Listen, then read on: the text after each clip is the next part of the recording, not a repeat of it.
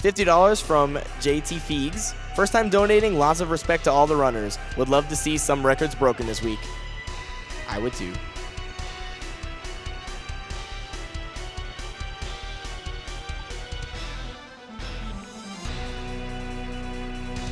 All right, it looks like DK64 is all set up, and Kiwikiller is ready to start no levels early.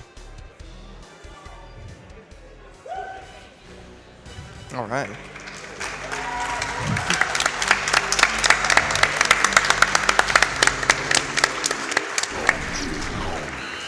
All right, so this is DK64 No Levels Early. There's going to be a lot going on very quickly that we will do our very best to explain. So just keep that in mind. This game is very, very broken. There's a lot of glitches, and we're going to be starting off with one right away that I will need about 5 seconds of quiet time to make sure that I actually do get the glitch. So without further ado, on 3. So 3, 2, 1, go.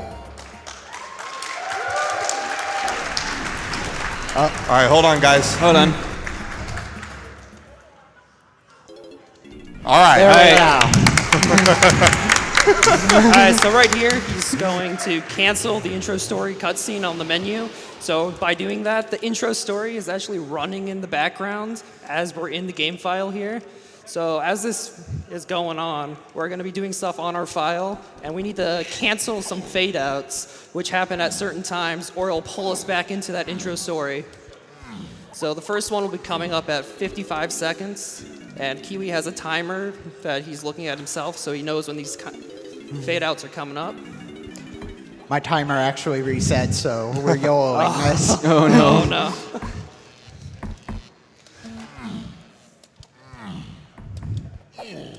So he's gonna jump into this barrel right here, and it's gonna cancel the cutscene. All right, we got the first one. Nice. So if you saw the screen was fading to black slightly as he entered the barrel, that means the cutscene was overlapped. So these barrels right here we got from Cranky are moves that we cannot learn from doing this glitch, which is called main menu moves. And main menu moves will put us in our game in a state that will allow us to have all the moves and all the upgrades from Funky and Candy. I went too early. Ugh. It's okay. I have to start over. It's okay. So.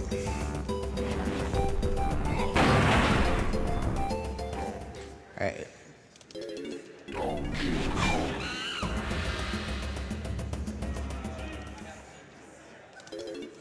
All right. There we go. Second time's the charm.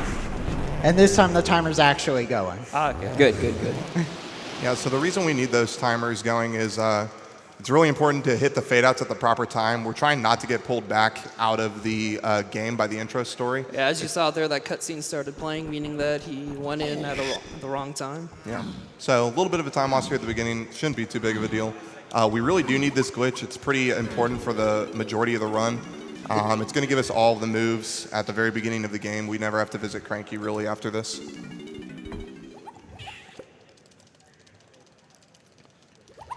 All right, so once again, we're going to head over to the first training barrel and cancel it at 55 seconds. Good.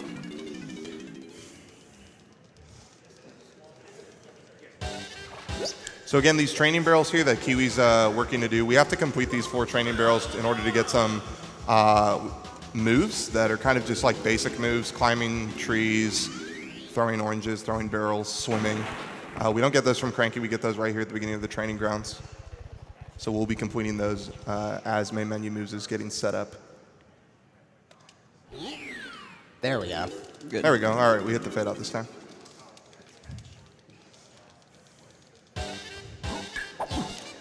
So this is the vine training barrel. All we have to do is cross this vine, collect the coin, and now vines will actually spawn in the overworld.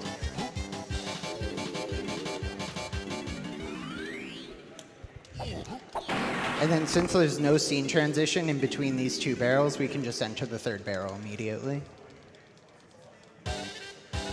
So this is the barrel training barrel. We throw the barrels, and this gives us the ability to pick up and throw barrels. Who'd have thought? The last barrel we throw at the tree because it's faster to break it.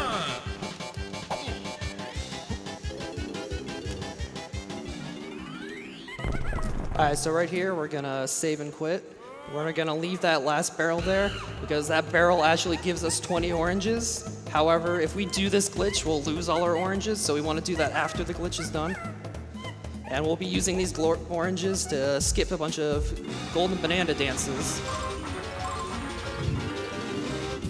So the first thing we're going to do is examine our file. That makes all of the manipulations that we're going to do in the main menu apply to our specific file. And then we're going to watch some boss cutscenes. So you'll see that I immediately got kicked out of Castle Boss.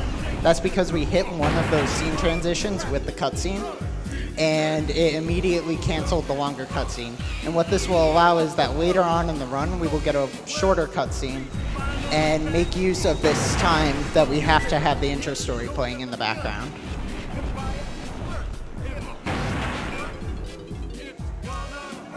And so I know people are a fan of the rap, but I'm not really a fan of the rap, so we're going to listen to Factory Boss. Sorry, everyone.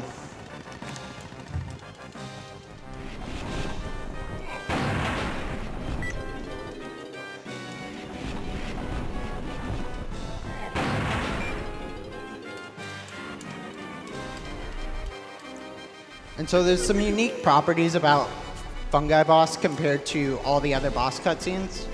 This is the only one that will give us all the moves and upgrades for all the Kongs. The other ones only give us some select moves. You can also use a 6-Banana Fairy minigame, and those will give all the moves and upgrades as well. But it's a bit slower to use those than it is to use Fungi Boss.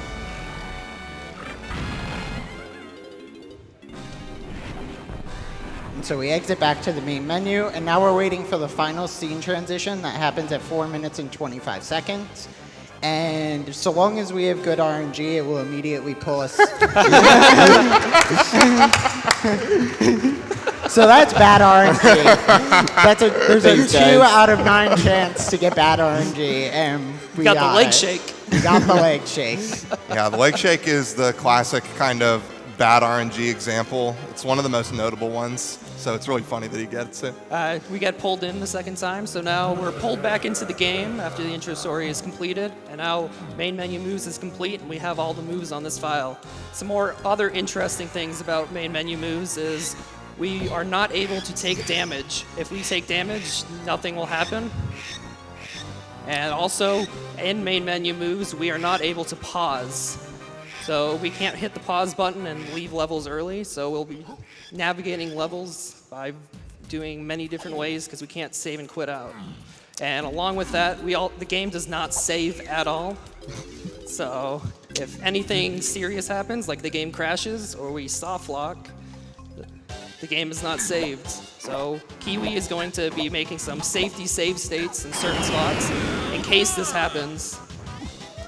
Yeah, we like playing safe. And so we just completed the final training barrel. That's the orange throwing training barrel. That will be useful for skipping some cutscenes later on.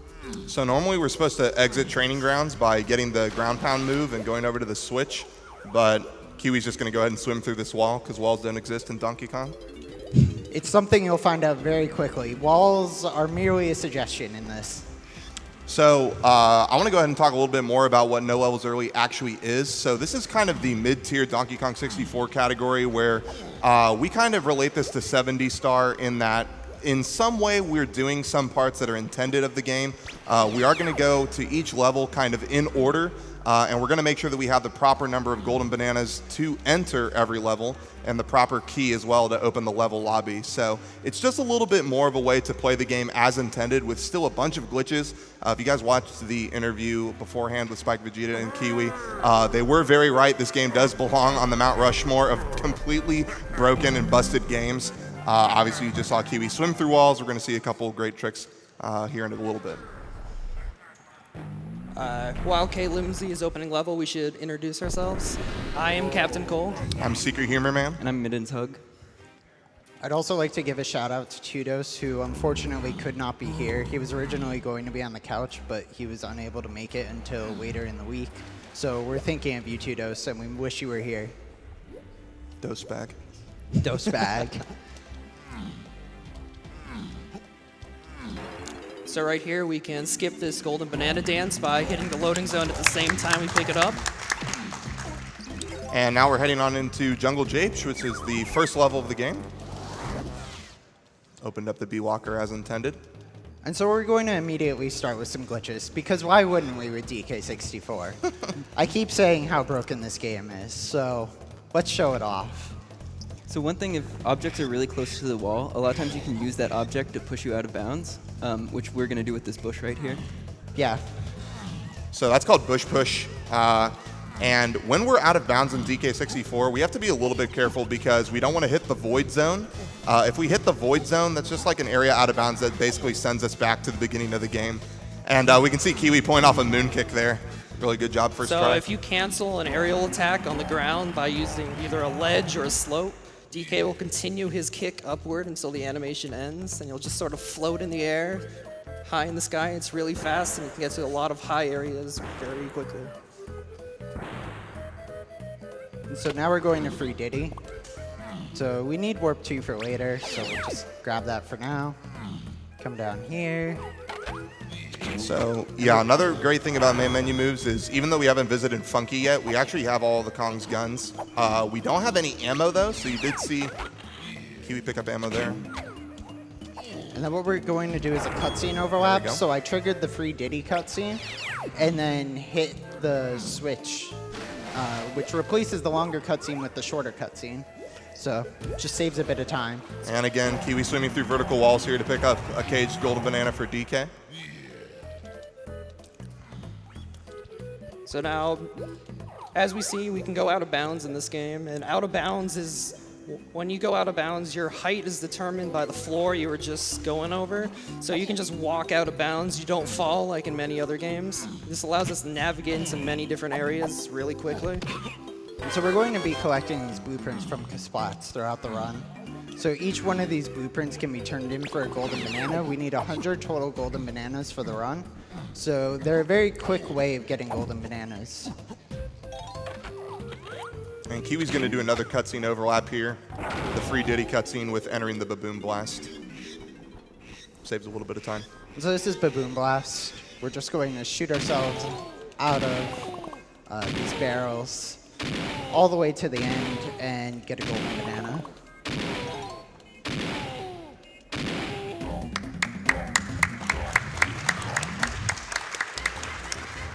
I went a little early. So if I go a little early, the cutscene will still play upon re-entering. It's only a small time loss.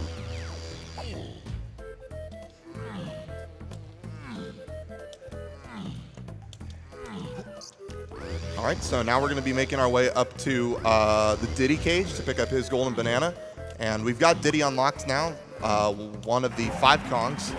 Later on, we'll be unlocking Chunky, Tiny, and some other Kong that I can't remember his name right now. Lasagna? Larry? Those sound right. It's the blue one, right? Yeah. And so we're going to get some more ammo just because it's along the way. As Secret Humor Man mentioned, we're very low on ammo at the very start, and it's just really easy to collect in japes and use throughout the run. So wherever it's possible, we're going to get collectibles. We can also chimpy charge through cutscenes. It just saves a bit of movement. Be quite a few cutscenes where we do some extra movement to get some distance. Yeah. So Kiwi's going to enter the mountain here, and he's going to do bridge clip. He got it first try earlier, so we'll see if he gets it. Nice. Very nice. And so all that is you backflip in a specific position, and then at the apex of your backflip, you just tap the control stick and you'll teleport on top of the bridge. Yeah, looks really easy. Actually is really tricky, so it's always good on Kiwi when he gets it first try.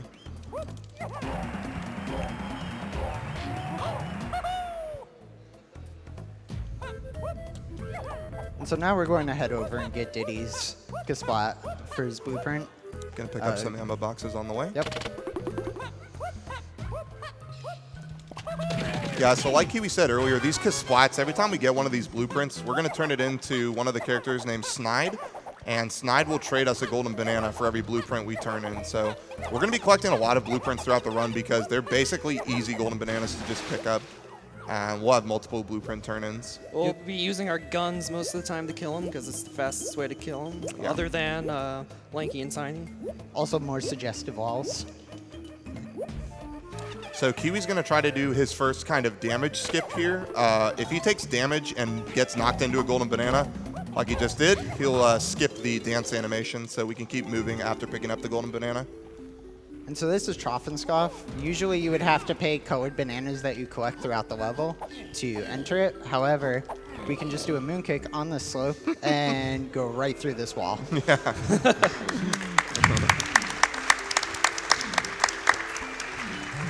can just enter the door from the bottom. Yeah, so that saves a lot of time because normally you'd have to collect all those colored bananas, feed the hippo, he stomps on the pedestal, opens the door. We just don't have time for that. This is a speed run, so yeah, any way that we can clip out of bounds. This is the first boss of the game, Armadillo. He's pretty straightforward. We gotta throw the TNT barrel into his face when he pops his head out. And he'll shoot fireballs that we have to dodge.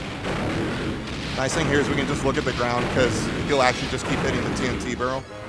And even though we're playing on BC, there's still a little bit of lag, so looking down actually reduces some of that. Yeah. Kiwi's going to purposely take damage here from Armadillo, although we obviously don't take damage when we have main menus move on. That resets Armadillo's kind of rolling pattern, so he just gets ready to shoot more fireballs. In any other category, you'd have to be a little careful and just make sure you don't take too much damage from him. And so you can read a donation or two if you want. Absolutely. We have $150 from Anonymous. Says, whoops, that's not $15.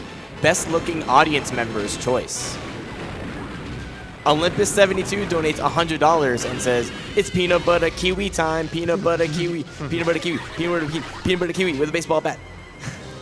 Looking forward to the DK64 No Levels Early run with some love from the 72s. Money goes to the runner's choice. Meteor B donates $150. So glad I discovered GDQ. Thank you everyone, and thank you to everyone involved, and money goes to the runner's choice. And so as we said, walls are merely a suggestion. So if we turn jump aerial at the torch, we can just clip out of bounds. So we're gonna do a void here. Voiding brings you back to the start of the level, and we can just exit, as we said. If you cannot pause, and then pause exit the levels, because we're in main menu moves, so voiding out is one of the fastest ways to get back to the entrance of the level. Also, since we don't lose health, we can't death warp back to the beginning of the levels, so we're basically stuck to voiding. All right, so Kiwi's going to go and turn in key 1 here to open up the second level. We could probably take another donation here or two. Yee. I Am Gibbon donates $200 and says, inflate donations, just like a balloon. Kino Kunai donates $25. Thank you once again to the runners, announcers, and crew for putting on such a wonderful event. I just can't stay away. I'll donate another $25 if the couch shouts their best Mario, let's go. Let's go! Male Dictus donates $150. Says, greetings from Canada. Love GDQ. I've been watching for 3 years now and try to donate every time. Keep it up. Keep up all the hard work and save those animals.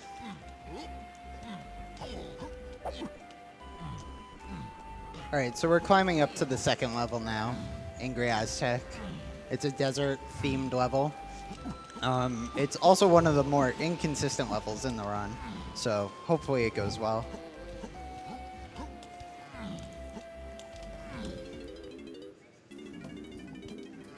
Just grab some ammo along the way, talk to the B locker, and enter the level.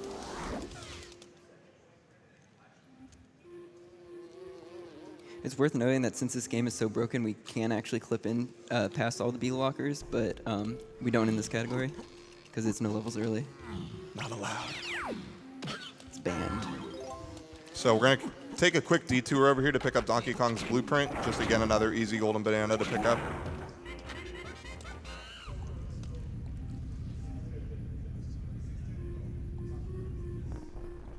we're going to pick up these crystals as well. As we said before, we started off with basically none of the ammo oranges. So we're just going to grab some along the way, as we're going to be needing to use Diddy's rocket barrel.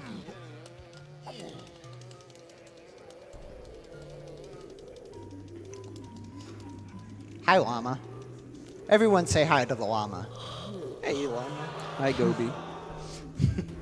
So we're going to leave him stuck in there. He's unfortunately slow to free. Bye, llama.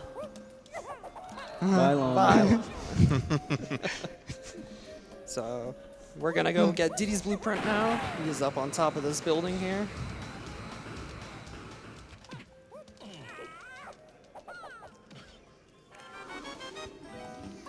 All right, so we're going to make our way into what we call the Tiny Temple here, because this is the temple where we free Tiny Kong. And right off the bat, Kiwi's going to go ahead and do a trick here for the first time called ledge clipping.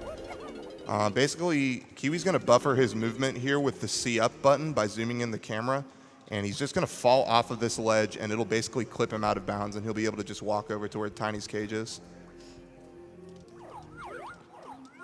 All right, second Very try. Nice. Nice. Yeah. And we're going to go ahead and grab Tiny's golden banana in the cage before we actually free her. It's just a little bit faster. Normally, we'd have to chimpy charge this switch next to Tiny's cage in order to reveal these platforms to spell the letters. But if we actually hit the top of this O, Whoa, or Kiwi, the top why are of you any spelling letter, Kong wrong? I don't know. I don't know how to spell. I'm sorry, everyone. I think O-K-O-N-G is right, isn't it? Maybe. O-K-O-N-G. But yeah. We What, can use chimpy charge off the top of the letters to activate them and spell Kong and release Tiny. So actually spelling it incorrectly by putting an incorrect letter first lets you be able to do it normally from on the top of the letters without having to hit his switch. it just activates the puzzle early. Yeah. Yep. And so now we freed Tiny. So Tiny Kong is freed, and now we're just going to make our way out of the Tiny Temple. And again, we're just going to go ahead and swim through vertical walls and exit the Tiny Temple. Because why wouldn't we go through walls? There's just a suggestion. Oh, I missed the loading zone. There we go. And so now we're going to do a trick called guitar skip. So to our left, soon to be on our right, is a stone door that usually you would go on top of the llama, play Diddy's guitar, and open the door, and then we would take Tiny through. That's really slow. So instead, we're going to come over to this corner, backflip in the corner, and hopefully hit the correct pixel. And we'll get pushed to the side when we get it. Nope, I went a little too far.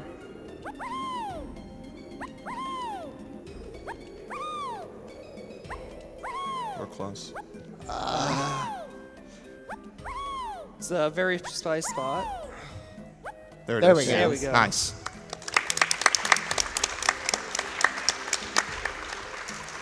That was a weird camera, by the way. Sometimes the camera doesn't like going out of bounds with you. Yeah, so you can do guitar skip with any Kong. We do it with Tiny because she gets a lot of height from her backflip, but also we have to get this blueprint back here. And he's going to do another clip through a wall. He's going to do face clip here. So we're just going to ponytail twirl at it. Of course it didn't work. So There we we can go. do the backup jump aerial at the face and clip right through the face. What wall? What walls? And now we'll make our way over to the second boss of the game. And so typically the second boss you would do with Diddy. However, since we can clip out of bounds to enter any boss, we're actually going to do it as DK, as we need DK after defeating the boss. And he's a little bit faster to fight the boss with anyways. So just do another moon kick, Nice. go right through the wall. It looks so good every time. So this is Dogadon. He's very similar to Armadillo. He has a phase where he throws fireballs at you. You pick up the TNT barrel and you throw it at him. So we can get some more donations here during this boss. Yeah. Absolutely. Kendall donates $100 and says, "Hi Kiwi, you said on Twitter I would see during the run if you do ooh and ah upon collecting a golden banana. But at the present, the results are unclear. If you would be so kind as to have yourself and the couch demonstrate for me, I'll donate another 50. Thanks and good luck on the run." Anonymous donated $200 and says, "What do you call a video game about a large ape that doesn't have the ability to break his little friend Diddy free? Donkeys without barrels." Anonymous donates $10 and says, "Good luck and I hope you don't lose skew in caves. Sub 205 hype." Lunar Mist donates $50 and says, "Couldn't help but donate for DK64, first time donating, so donating extra for all the times I couldn't. Let's get those doctors out of bounds and through those borders. Hype." All right, so now that Kiwi's done with key 2, he's going to use the back of Funky's hut here to do a trick called banana push. Like Mittens mentioned earlier, we can use objects that are close to the borders to push us out of bounds, so that'll push us to the back of this tunnel. And so this is a mini game called Stealthy Snoop. Usually mini games are fairly slow, but this one's actually decently paced. All you have to do is go through the maze, avoid these guards, and make sure you don't get caught, and get to the checkerboard at the end, which is just around this corner, and we're awarded a golden banana. And the game tells us, well done. Well done, Kiwi. Good job, Kiwi. Who's And Kiwi? So we're going to throw an orange, attempt to damage ourselves into it, and unfortunately we missed. No worries. So I just would have skipped the dance. Normally, to get out of this passage, you'd use the Strong Kong barrel, but the sparkle effects cause a whole bunch of lag, so it's better for us just to take damage and get out of here. It's not like we take damage anyway. Yeah. It's also an additional cutscene, so this skips that cutscene. So Kiwi's going to be coming over to the 5-door temple here, and he's going to be doing something that we jokingly call Gobi Clip. And he's just going to try to sit in the sand here and roll through the bottom of the temple. It can be kind of inconsistent sometimes. There we go. All right, Second second try. try. Very good. And he'll just try to backflip up here into the door. Come on. Come on. All right, there we go. And so this is what we refer to as the 5-door temple. Basically, there's a whole bunch of switches and a small maze that you have to make your way through just to get a golden banana.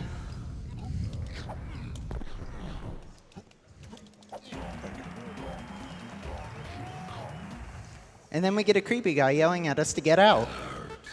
Get out! Don't get sniped, Kiwi. I don't know. you That gonna make timer's it? getting pretty low. We made it. All right, good job. So just as a bit quicker of movement, we're going to climb this tree and head over to the llama temple to free, I don't know the name of that Kong. Was it Larry, I think you said? Linguini? Lonnie. So I missed the moon kick, so we'll do a slightly slower backup of just rolling through the back.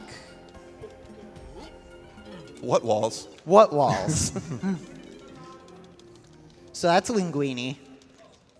Linguini Kong. He has long arms. He should have been in the new Nintendo game ARMS. All right, so Kiwi's going to do another swim through vertical walls here. And he's going to attempt to do kind of one of the more advanced tricks of this run called gun skew. And I'm going to give him some silence so he can set it up.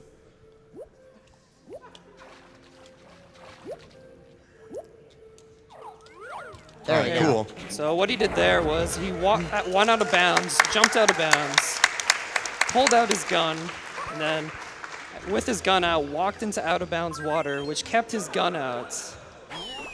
And so he was swimming with his gun, and if you can go over lands and see up and look upwards and then cancel it, your Kong will be laying down skewed, and this will affect your hitbox Skew moon kick.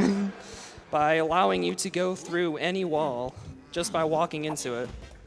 Yeah, so skew is a really interesting state in Donkey Kong 64. Basically, the developers, when they created the game, They had the character's hitbox basically on the front of the Kong.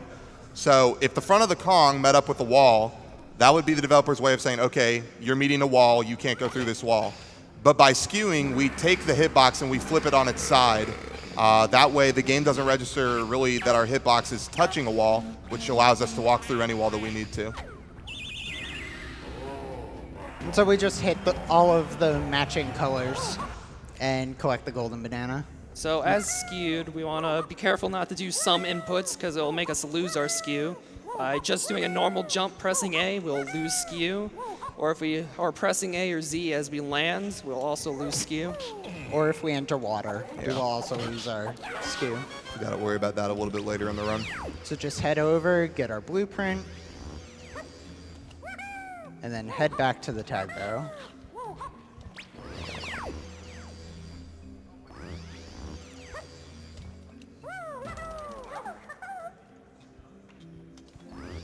And then we're just going to get one of Tiny's golden bananas. But something I do want to mention that we didn't mention already. So the last time this was run at GDQ was SGDQ 2015 by Tudos. The route has entirely changed since then. The record has improved by over 10 minutes. Every level is different since then, and the entire route has just phenomenally developed. I want to give a big shout out to the entire community. They've put so much time and effort into it. We recently released a LOTAD of this. So if you don't know what a LOTAD is, I highly suggest you check out the Ballin96's channel on YouTube and check it out. It was phenomenal. And so you can see in that what you can really do with task tools for this run. But in the meantime, we'll stop talking about that and we'll refocus back on the run. And we're going to do a glitch with Lanky that is a combination of swim through vertical walls and something called swim through shores. So we're going to set our clipping position by entering first person and then dive out of entering first person, clip into that ledge, and then grab this golden banana from underneath. Because walls, who needs them? And so then we're going to get Lanky's golden banana in here and then turn in a boss key, so now would be a good time for some more donations. HPG donates $150 and says, first time donating, keep up the great work. Had to donate when I saw the support for Doctors Without Borders. Kill the animals. Chapin donates $100. First time actually being able to watch SGDQ live. I turn on the stream and DK team is canceling cutscene fadeouts. I'm in. Sharkbit donates $15. Greetings everyone. I'm so excited to finally catch a Games Done Quick event live and donate, since I have enjoyed watching archives for quite some time. It's amazing to see such amazing runs for such an amazing cause. Thank you for being awesome and good luck to everyone. Feminenly donates $25 and says, Donkey Kong 64 was the game of my childhood. Seeing how trash it really is making me laugh so hard. Thanks for ruining my childhood. Runner's choice. No problem.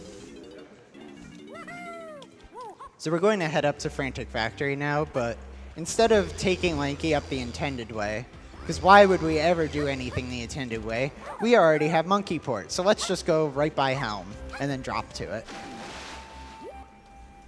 So we're just going to swim over to the Monkey Port pad in the back, and we'll get a golden banana and then head to Factory.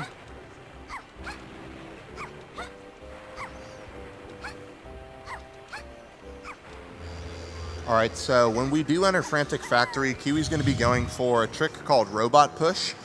We'll talk a little bit more when we get there. As soon as Kiwi successfully does Robot Push, though, we will need some silence from the audience. He does have to hear a very important audio cue.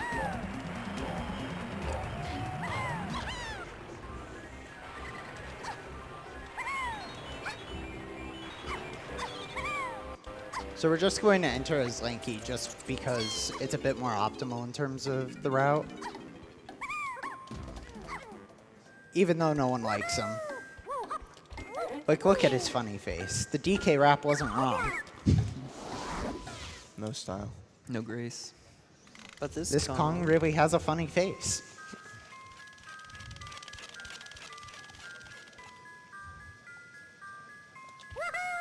Nice long jump. So that's actually a frame-perfect long jump. Nice. All right, so again, normally we would have to slam this switch and walk the walk of shame, but we're going to take our good buddy Ricardo, the robot here, and he's going to hopefully be nice and push Kiwi right out of bounds. Sometimes he's a little stubborn. There he goes. There we go. All right, now we're going to listen for the audio cue.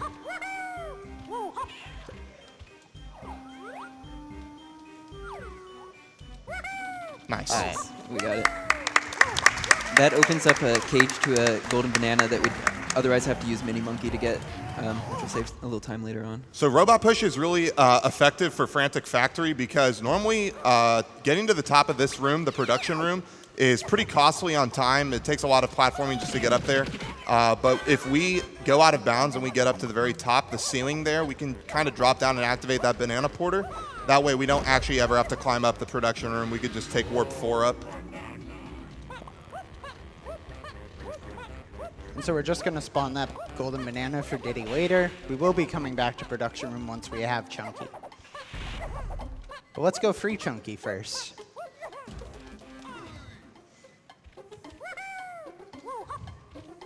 My personal favorite Kong. I thought Tudos was your favorite Kong. Yeah. I don't know.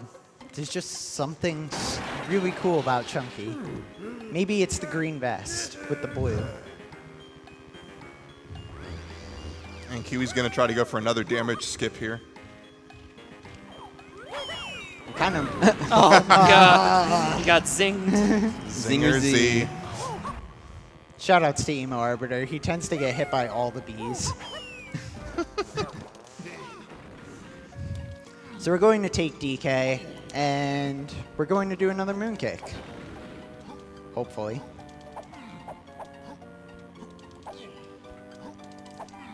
This one's a little more precise. There we There we go. go. This will bring us right up to the power shed here where we can turn on production room. So usually to get to the power shed, you would have to go all the way around the level in a circle and then drop down to it. However, by moonkicking to it, it saves a lot of time to be able to turn on the production room immediately and then do the other half of factory later. And so you can read a donation or two during this cutscene. Good, because we got a good one. JRX1981 donates $500. Wow. Wow. Nice. Comment says, I've watched for several years, but this is the first time donating. Here's $500 for such a fantastic event and charity. Oh, and Exploding Planets makes for some tasty cooked animals. So kill those animals for a nice piece of crispy meat, or more. Anonymous donates $20 and says, this is for my brother Shane. Diddy Kong was always one of your favorite characters, so it seems like a good time. I know how much we both love this marathon, so if you're watching right now, happy birthday. So we're taking DK up here to the boss portal, and we're going to do everyone's favorite boss from their childhood, Mad Jack. But instead of doing it with DK, we're going to use a wedge clip to enter the boss. What walls? Really nice ledge clip. Very nice. Nice. And so I'm going to leave it to my couch to explain Mad Jack, as it's a fairly difficult boss and I need to concentrate. So Mad Jack jumps around and tries to follow you across these platforms. First phase, he just jumps really slowly around. And so he's going to try to manipulate his positioning to make him jump a little faster. And eventually he will stop, and you'll have to find the switch that matches the color of the space that Mad Jack is on and hit it to attack him. And where the switches spawn is RNG, so sometimes they spawn really close and sometimes they spawn really far away. So you can see him trying to zigzagging to make Mad Jack jump a little faster. This is especially needed in the later phases, as he will be jumping at him in a little more direct angles rather than in circles. Do our very best to avoid getting hit, because if we fall, that's a fairly severe time loss. So as the fight progresses, Mad Jack gets a new attack where you'll shoot a laser. and then eventually he'll turn invisible. So the rest of the fight is basically the same, so we can read some more donations during this fight. Yes, of course. UNFW donates $150. It's amazing how you are able to bend these games to your will. Good luck with the runs, and donation can go to Runner's Choice. Speaking of which, Kiwi, do you have a donation incentive? I couldn't hear that actually. What? Do you have a Runner's Choice? Anything? I do not have a choice. May I suggest Shovel Knight? Sure. Bonus? Sure. Okay. We have $150 from Tom Fox. Loving the DK64 run, but how can you all be so cruel? LaGuardia is my favorite con. $20 from Lilat R. Glad to see DK64 get destroyed at GDQ once again. Really psyched to see Helm escape in this marathon this time. Greetings from the stream room. This goes to Kiwi's choice and an extra 20 if he gets the 204.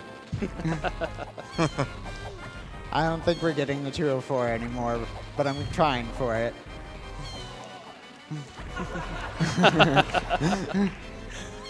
We have a $155 donation from Anonymous. Excited for another great SGDQ. Hope these runs are as hot as this summer is going to be.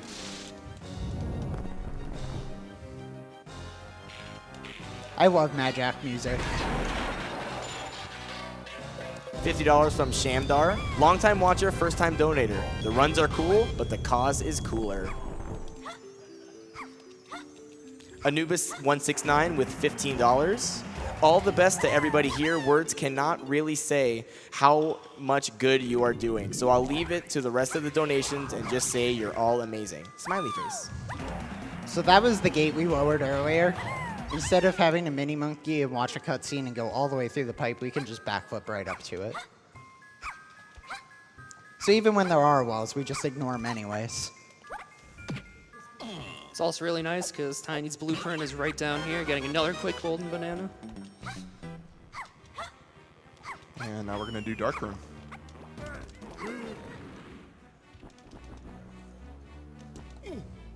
So normally in Dark Room, we would have to kind of primate punch this switch over here, but the golden banana hitbox is big enough to where he can just kind of jump at it with Chunky, and Chunky will pick it up through the box.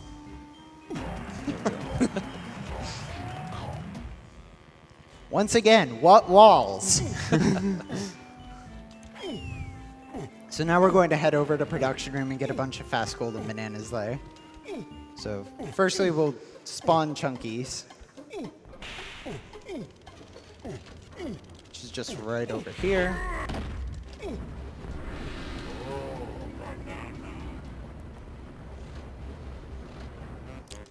Since we already got warp 4 earlier, we can just warp right up to the top. No need to climb up.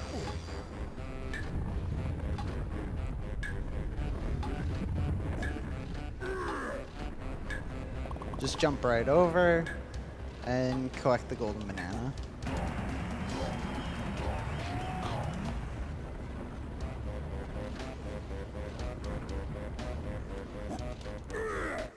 And then we're going to get that Diddy golden banana we left up here earlier.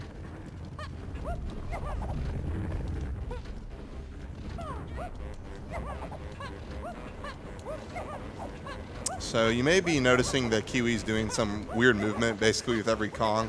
That's not really his choice. It's just the fastest form of movement with each Kong. So with Diddy, it's actually fastest to start a cartwheel, jump out of the cartwheel, and then be aerial move in the air. So I know it probably looks really weird, but it's fastest form of movement with him. And then Lanky, Tiny, and Chunky, it's fastest to long jump. And then DK, it's fastest to roll.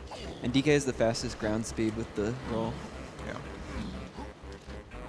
So we're going to get this blueprint. And then we're going to head on down to the Crusher room. Nice. And so there's a clip in the corner of this Crusher. When the Crusher is up, you can just walk right through that corner.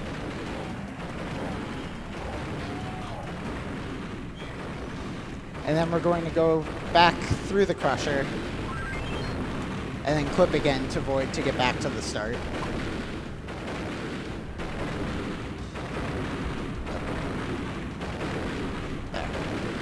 There we go. So, factory is not done yet. We're gonna stay in it. We got a few more things. We're actually gonna do another robot push here. So Everyone's favorite robot, Ricardo.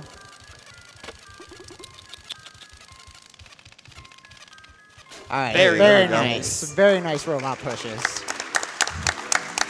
And so this is Snide. This is where we turn in those blueprints for golden bananas.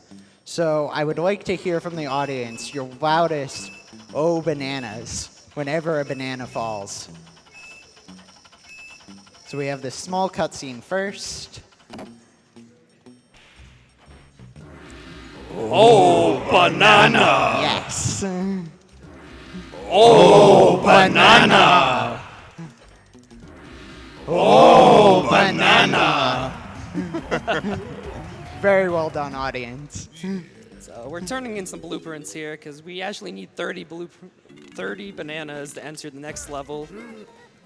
And turning in some blueprints now allows us to get enough in these earlier levels. Also, a lot of the other earlier golden bananas are really slow, so it's just faster to get some faster golden bananas later and sacrifice a little bit of time doing multiple turn-ins.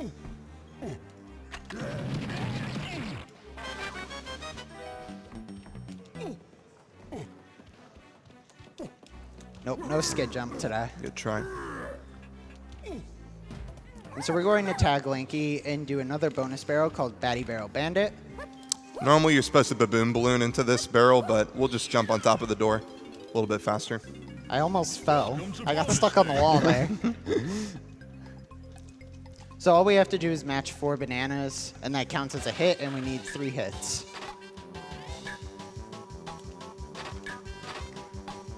Even though it seems so slow, it's actually not one of the slowest bananas.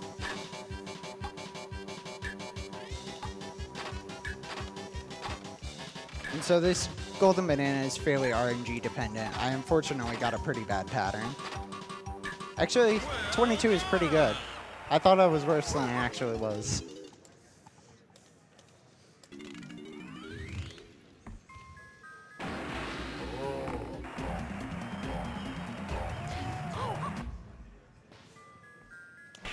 And so now we're going to take Lanky up, get his blueprint, and then we'll leave factory. So you can read a donation or two if you want. $50 from Helen201. This donation is dedicated to my husband, Greg. I'm sorry for forgetting our 4th anniversary, but I hope staying in and watching SGDQ with beers is just as good as any other celebration. Happy anniversary and love you lots. Anonymous donates $50, says, hi everyone, wanted to donate for the first time during this DK64 run thanks to all the amazing memories I have of renting this game repeatedly as a kid, along with the extra banana-colored memory pack from the local video store. Good luck to Kiwikiller and the rest of the runners. Go, go, go. All right, so like Cole mentioned earlier, we still need 30 bananas to enter the next level, Gloomy Galleon. So we're going to pick up a couple golden bananas here in DK Isles before we go to the 4th level. We're also going to grab this blueprint. It's right here. We might as well grab it. Okay, that was odd. So we'll take a DK over here, and there's an instrument pad at the top of that platform. Some interesting technical things with the instrument pads. Depending upon your camera angle and where you actually are on the pad, you can influence where the golden banana spawns. So I'm trying to play it in a somewhat specific spot so the golden banana will drop on top of me. There I you got go. it. Nice. And that just shortens the cutscene a bit.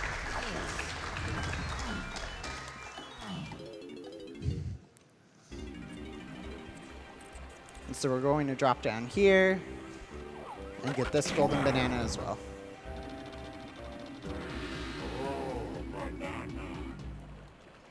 Unfortunately, that wall is not a suggestion. That wall is actually solid. The one solid wall in this game. And now we're going to head to Gloomy Galleon. So Gloomy Galleon, the 4th level of this game, is the classic kind of rareware underwater level in the game. So there's going to be a ton of swimming. Luckily for us, the golden bananas that are underwater have no dance animations, so most of them are actually really fast to pick up. Also, swimming is the fastest form of movement in this game, so that actually works well for us. It's just nobody likes the level. Right, right. Anybody who likes Gloomy Galleon, Well, I mean, no one don't likes know what's water wrong levels, with you. right? Yeah, just don't know. So we're going to lower this gate for later. Nice hit detection. So those switches have notorious bad hit detection. If you hit them on the side, they don't register at all. Then we're going to take Chunky and get a golden banana at the end of this tunnel.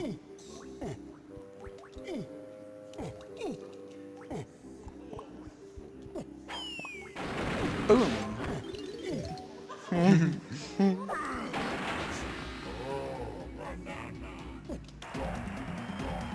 So Kiwi, just curious on your opinion on this. Save state before puff toss or no? No, Okay, it'll be fine. cool.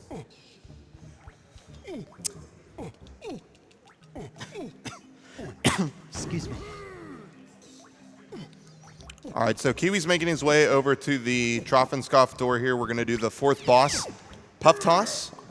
And I asked Kiwi if he was interested because Puff Toss is sort of semi-commonly known for crashing for It's no more reason. on N64 because of lag, Yeah. but we're going to try and wedge clip with Chunky. There we go. Nice. Not a bad wedge clip. So in this fight, you gotta drive around in your boat, and in order to damage Puff Toss, we have to go through these DK stars that spawn, and these stars always spawn in the same spots every time, so Kiwi has it memorized. And after you go through a certain amount of them per section, they will damage Puff Toss. Puff Toss has a few attacks. He has fireballs. He also has these homing puffer fishes that come after you. He also can do a shockwave attack. Most of these are fairly easy to dodge, so hopefully it won't give him too much trouble. And so as Kiwi finishes the boss, we can read some more donations. Absolutely. Street Taco Rob donates $156.65. Loving seeing DK64 getting wrecked by Kiwi. This is one of my brother's favorite games of all time, so I've been waiting all day to submit this. Kung Pao Paul, I hope you're loving this too. What balls? Moonstone donates $50. Shout out to Nerpin and Korn. You two are the Kongs with funny faces of my heart. Thanks to the runners and volunteers for an amazing event, and keep up the good work. Jim Freak donates $8.50. Hey guys, SGDQ is going awesome so far, and I'm donating whatever is left in my PayPal account to a great cause. Shout out to Frockenok and Frockathon. Shout outs to Gedrith on the couch. Can't wait to arrive to SGDQ on Wednesday. Gedrith can decide where this money goes because he's a cool dude.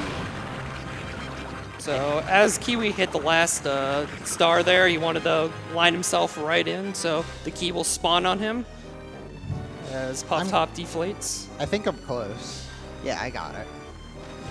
No. Oh, slightly off. Not a big time loss. All So- right. Yeah, go ahead, Kiwi. This frame, even though we despawn the portal, it's still there, and we can just backflip through the wall, because why not? What wall? Yeah, What wall? this is actually a really important out of bounds. It gets us into kind of the other main swimming area of Galleon without having to open it up with the guns. So just a little bit faster movement by going out of bounds there. So we're going to head up here and get Chunky's blueprint.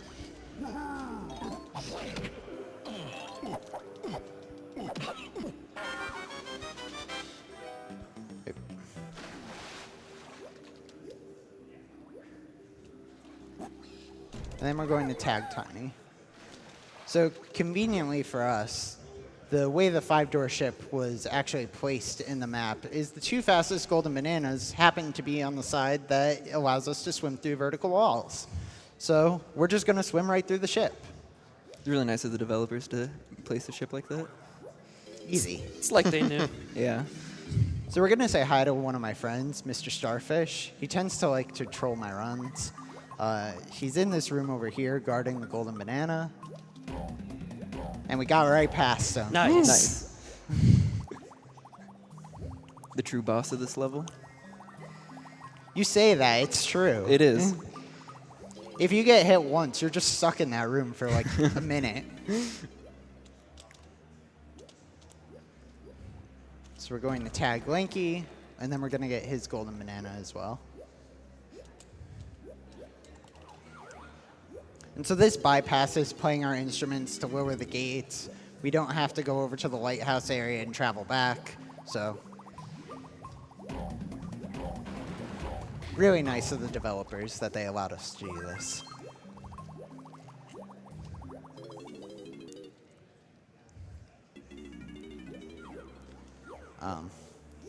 So this wouldn't be Galleon if we didn't swim through more walls, right? Who wants to see me go through more walls? More walls! We can just swim through this wall, then it'll allow us to get under the ship here and just swim upwards into the loading zone where Lanky's 2-door ship is. Up a little.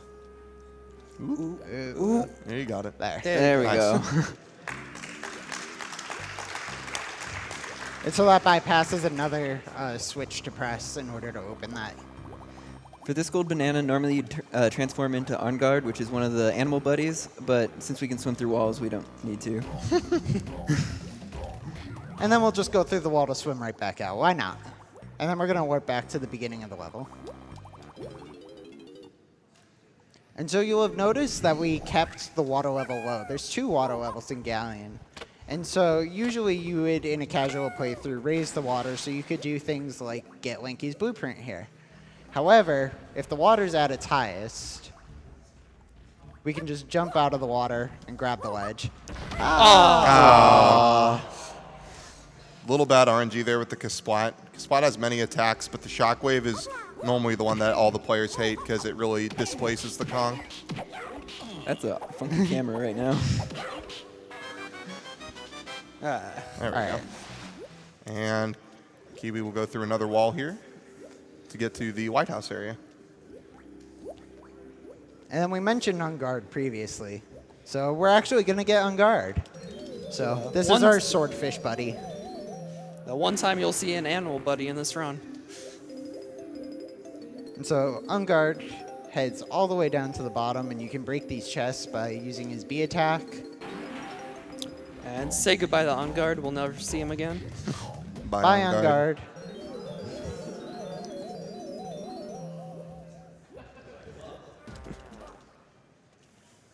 Such cruelty to animals this run. Yep.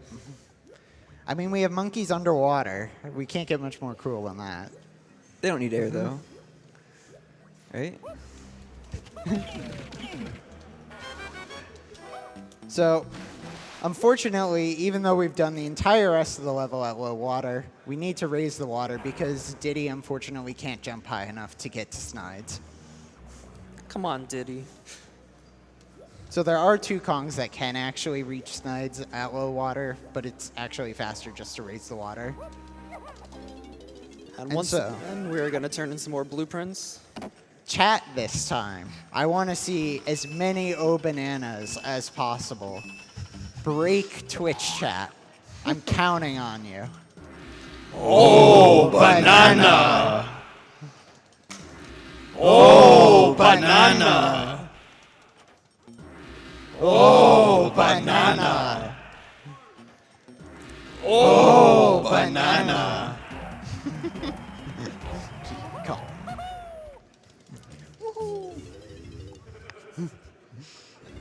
And so we tagged Warp 3 later. That was because we need to get Tiny's blueprint still. So we can just tag Tiny right here, take Warp 3, grab her blueprint, and then we're going to void out to leave the level.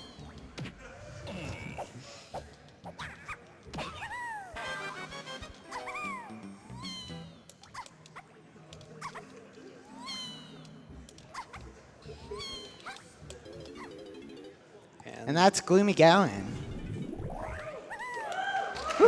No more water levels. Who needs them? But we're not done swimming through walls yet. Yep, there's still one more wall we're going to swim through. So there's a golden banana back here. Just going to swim and grab it.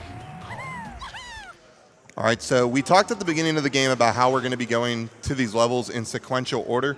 Unfortunately, Fungi Forest's B locker costs a little bit more golden bananas, so we do actually have to backtrack into Jungle Japes in order to collect some more quicker golden bananas with the other Kongs that we didn't have when we went into Japes the first time. But you before gonna save Kiwi does Kiwi? that, I'm he's going gonna to save state here. So Yes. there's a potential chance that I could soft lock by entering this cage. So I'm going to write a save state just in case that happens, as the game will not save. And if you get stuck, the run is over. So just gonna Nice. grab it from underneath and then enter Banana Ferry Island. Made it past that part. We're good, guys.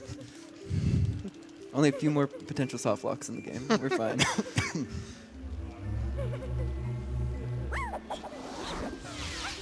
And so we got the camera. We will use the camera later, but for now we're just going to say we're getting it for Shockwave, just because Shockwave is a bit faster for some Kongs to actually kill the Kasplats. And we'll say the reason for the camera later. All right, so Kiwi's going to turn in some more keys here, so any donations would be great. Anonymous donates $15 and says, I've always watched this event on and off for several years, but now it's time for me to finally start contributing. I'm putting this towards two of my favorite games, Shovel Knight and Dishonored 2. Good luck to all the runners and keep up the amazing work. Tabby donates $15 and says, it's amazing to watch one of my favorite games on my birthday. Thank you, GDQ, for such a fun week. Kendall donates $50. Kiwi, couch audience, I know exactly how to respond when presented with a banana from a hole in the ceiling. As a man of my word, here is the additional $50. The run is fantastic, unlike these walls. No structural integrity. They should have used a better material. So we're going to get Hunky Chunky. He has the fastest movement of any Kong in the game. And we're going to do a couple things with him. First, we're going to pound this X. That's going to spawn a golden banana. So it just blows up an island across the way. You know, because pounding an X will totally blow up a whole island. And then we're going to do swim through shores again. So just by diving and mashing B, we can clip right through the shore and get this cage golden banana here. I need to get around the cage. There. And then swim right over to the blown up island and collect that golden banana as well.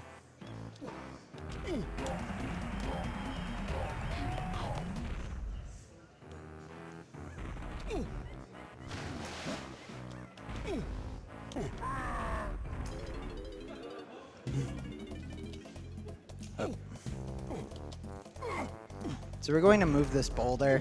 That will allow Lanky to play his instrument on the pad and give us another golden banana. And then when we enter Jungle Japes, I'm going to need a little bit of quiet just because I will be doing another gun skew and I need to make sure I actually am underneath the water in order to get a good enough skew to continue.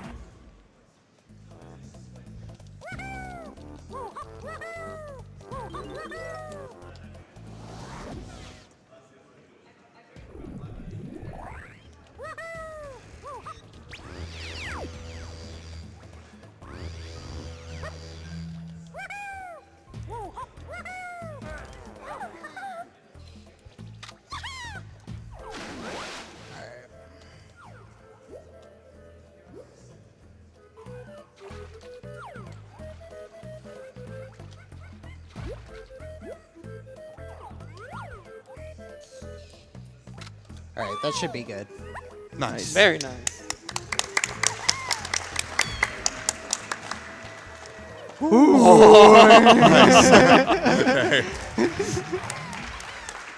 We clutched it out. Yeah, once again, we're in skew, and if we land in water, Kiwi would have had to set up all of that again. So we're really glad that he didn't land.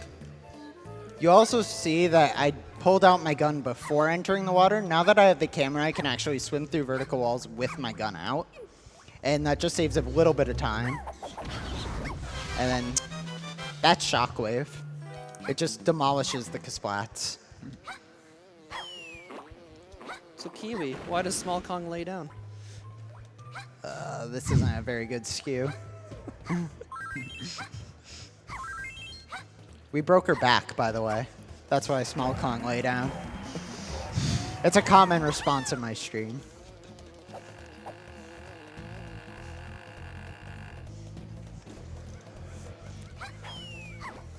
I mean, doesn't it look uncomfortable every time she long jumps?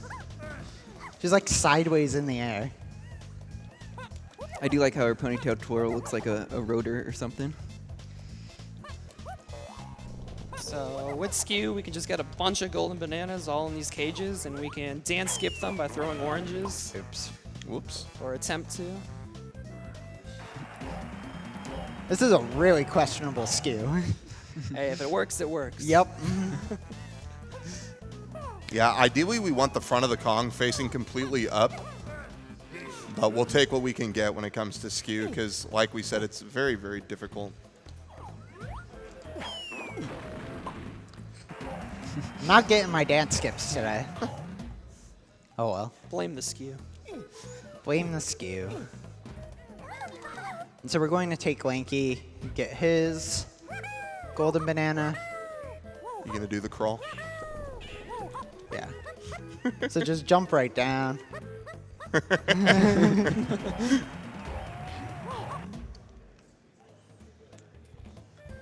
You'll see the crawl again in a sec. Whee! All right, sweet. So in here, gonna do another instance of jumping backwards and aerialing, and it'll just push us right through the wall. Walls. Normally you need to ground pound 2 posts and then kill a whole bunch of bees in this room, but this is faster.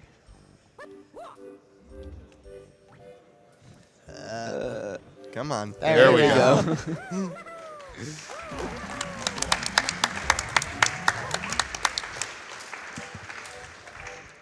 So that angle is a little precise. You have to come at it just the precise angle to actually slip in between the two, otherwise you get pushed back out. And now we're going to head over to get Lanky's Booper and do another bonus barrel.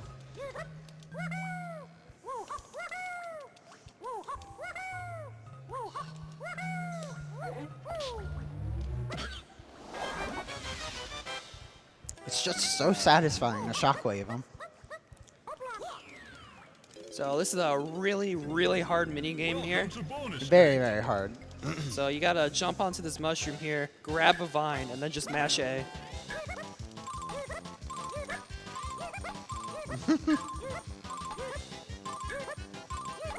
And he did it first try. Wow.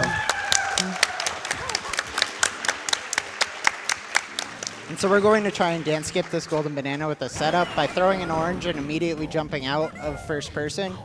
You can just smash yourself into the golden banana. And that works on pretty much any golden banana that's close to a wall.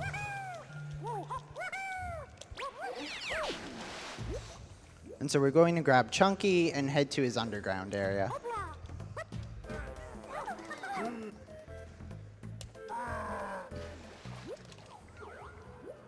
Swimming through more walls, because why not?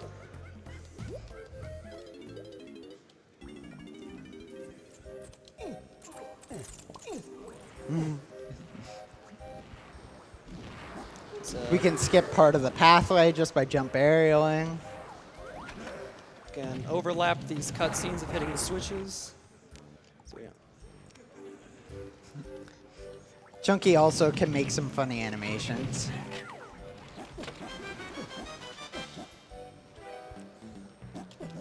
Swing back across and grab the golden banana that's conveniently on the other side. And we're flying.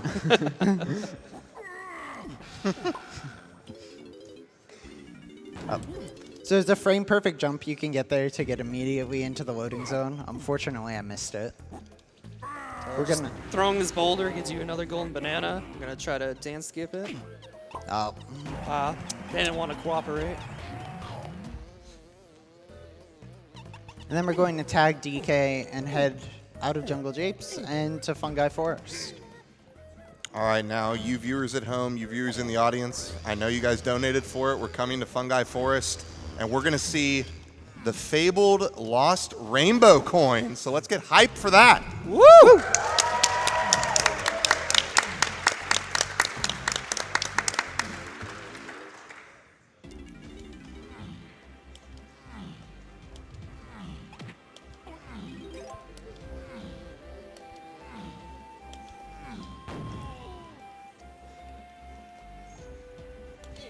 And so since we already turned in the key to open Fungi Forest, we can just roll right to the cannon and enter. So Cole, tell me an interesting fact about fungi. Hey, did you know that Fungi Forest was originally going to be in Banjo-Kazooie? True story. And so we're going to go rolling right through the pendulum and tag warp 4 for later. It's a bit quicker to get out of the owl area when we enter it. And we're going to head to the giant mushroom.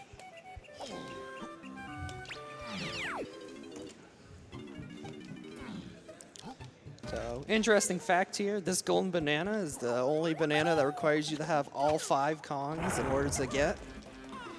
You have to shoot all 5 of these switches with each Kong. And it'll spawn a golden banana. Well, this doesn't spawn Oh, the golden it banana. spawned the This spawns the cannons. cannons to get to the golden banana.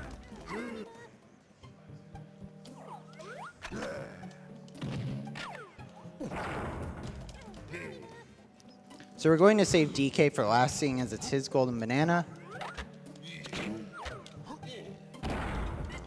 Hit the switch, overlap the cutscenes, and we get this nice short cutscene instead of a 20-second cutscene.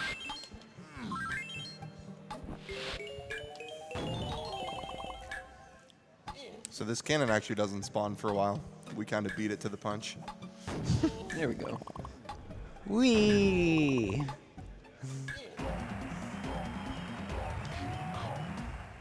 And so we're just going to exit out of the top. And then we're going to get one of Lanky's golden bananas. Imagine that, speedrunners going faster than the game intended. So Kiwi, is Lanky going to join the light side or the dark side? Lanky is going to join the dark side. Assuming he wasn't already on it already. So there's 2 golden bananas for Lanky. The light half, which is the brighter portion that's in that door, that has a bonus barrel, whereas the dark half, which is right through this door, all you have to do is bounce on a mushroom and get the golden banana. And get limed. And get hit by the bees. Shoutouts to bees.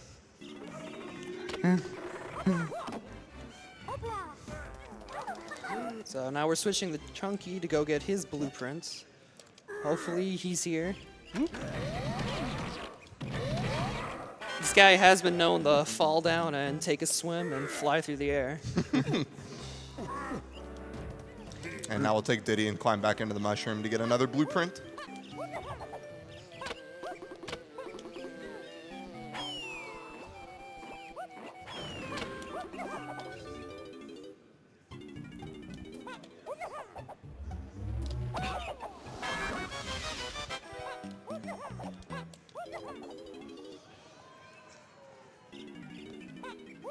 And so we shockwave the splat.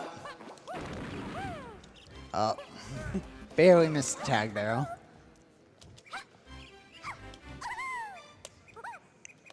And now we're getting a Tiny's blueprint. We're getting everybody's blueprint right here. So a common thing you'll notice as we get to the later levels of the run is we're going to get a couple very fast golden bananas and mainly the blueprints and then just leave the level. So it's a bit more focused on the first 4 levels, but there is still a decent amount of gameplay towards the end and then some very interesting tricks still to come up.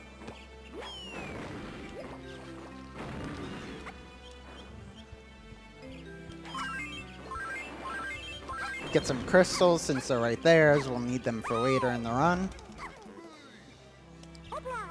Also, every time we're shockwaving, we're using a crystal, so it is very important we keep our crystal count at a reasonable level.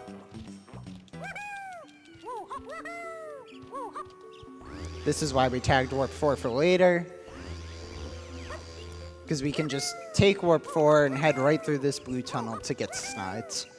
Otherwise, you would have to enter the anthill that's in there, which is a bit slow to do, as you need Tiny and Mini Monkey to move around, or you need Skew. We have $50 from a 2DOS. Hey, Oh, Kiwi. boy. Thanks for not using any DK64 community memes during the run. Morning. Morning, Morning. Cheetos. Morning. Oh, banana. Oh, banana. Oh, banana. Oh, banana. Oh, banana.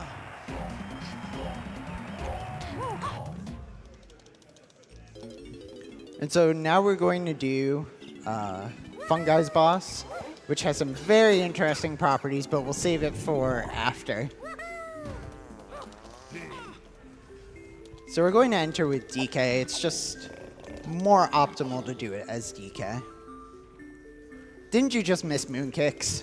Shoutouts to Moonkicks. I love donkey wings.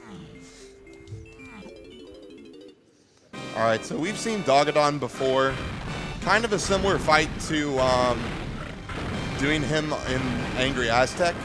However, we're going to do a trick called Dogadon Quick. And he's And dead. And he's dead. So this is the only boss quick kill in DK64. As what's- of now. As of right now. As of now. So what's actually going on is we are taking damage, which is putting us in an invincible state. And if we are touching Dogadon while in an invincible state and he takes damage, it immediately sets his health to 0 and plays the final cutscene, allowing us to do the boss with any Kong. Previously, this was the only boss that had a Kong restriction where you needed Chunky. It's good noting that you can actually do that trick in Angry Aztec and collect key 5 there. But since we have to beat the boss in this level anyways, that wouldn't save us any time. Yeah. And so I want to give a huge shout out to the developers of this game. So they just did not put a wall there at all. Yeah, you can literally try that at home. You can just walk through it. Just hold up on your control stick. It works with both DK and Chunky. If you want to do it with the other 3 Kongs, you need to move a barrel over, and you'll still go through. Nice skid jump. Nice skid jumps. Nice frame perfect skid jump. All right, so we're going to do some more swim through vertical walls here to get a cage underneath the water that hasn't been risen up yet. And we just swim right through the cage. So who's hyped for what's coming up next? So, Oh, man. once we get out of the cage, we're going to head over here. And Got this my is boy where Chunky. the rainbow coin is. And we're going to do this with Chunky, just because I love his shockwave the most. So, underneath this grass, you see I just kind of popped up above the grass. Lo and behold, it is The rainbow coin! Super hidden under the grass there. Nobody was able to really find it. So yeah, for those who missed the interview earlier between Spike and Kiwi, that rainbow coin has been hidden basically since the game came out. So over 16 years, right? Yeah. Yeah. At least nobody documented that it was there. No strategy guys have it there. Took one of our DK scientists to find it. Shout outs to Isotard. She's Yeah, done so for much sure. for the community. So Kiwi's doing a different form of skew here called damage skew. If you take damage while you're swimming, which rarely happens, and it pushes you back onto ground, it actually puts you in the skew position. So we can just use it to void out. And that's Fungi. Yeah, pretty good That's fungi Fungi considering. Force. Nice. And so that's the fabled DK long jump. That's the only DK long jump you'll see in the entire run.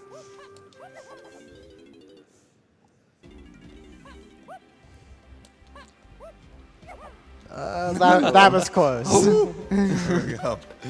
So there's a few jumps in this game, like that one, where the game was intended to be on N64, where the game does lag, and lag makes you jump a little bit farther than you are supposed to. So developers knew this, and there's some tight jumps like that one, but they're still just barely makeable on VC. Oops. For fun. And so you can read a few donations. Yeah. Fulvo donates $51.23 and says, "Hey guys, cheers from Brazil. I always watch GDQs on YouTube, and now that I have some free time, I can catch it on Twitch. First time donating. Keep up the amazing work and kill those borders. Donation goes to the announcer's choice." Orange Will says, "Hey again, Kiwi. Just wanted to say I'm proud of you getting here, and good luck. Can the new DK64 meme be what walls, please?" But where was Walls? Shout out to Orange Will. He was one of my first viewers and one of my first subscribers I ever had. So big shout outs to him for sticking around for 2.5 years.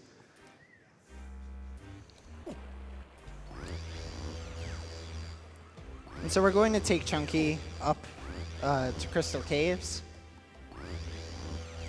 But we're going to get some golden bananas along the way, as we need 65 to enter Crystal Caves, and currently we only have 63. So once again, influencing where the golden banana spawns with the camera, we can play our instrument, and hopefully the golden banana falls on top of us. Just barely missed. And now we have to go for meme jump. And he gets it first try. Yay. Good. So that jump is a bit tight. Once again, it was kind of intended to have lag around to help you get across.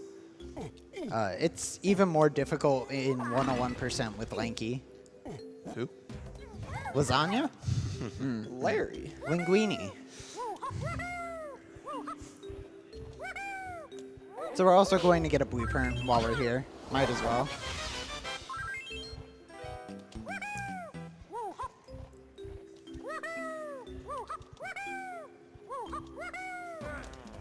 And then we're going to take Diddy and get his golden banana in the lobby, and then enter Crystal Caves.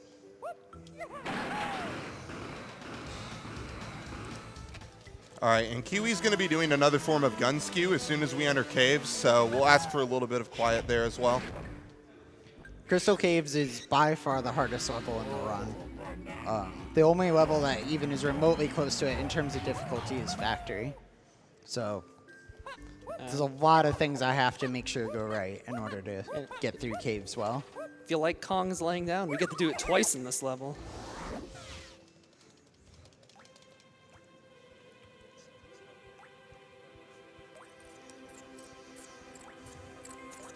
All right.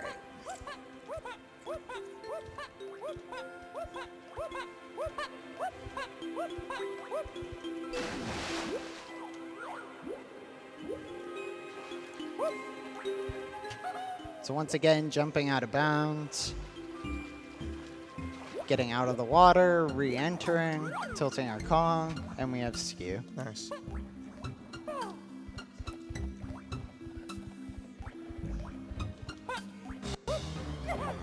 Oh! So I have to reset up skew again. That's fine. I aerialed a little soon because I knew the cutscene was coming. Yeah. Nice out of bounds.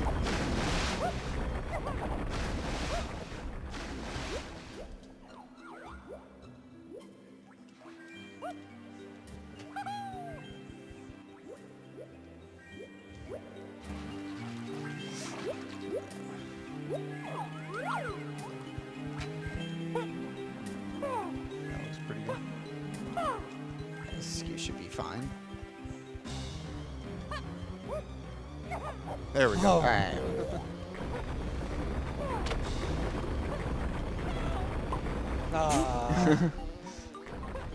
And so I'm going to save state here as well once I get up. If I were to get stuck in the room I'm about to go into without skew, there's no way that I can exit the room and the run would be over.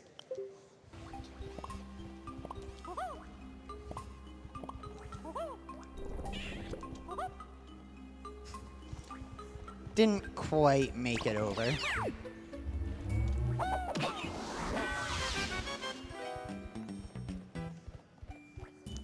And we made it out. Nice. Fun fact, we are going to skew with the jetpack.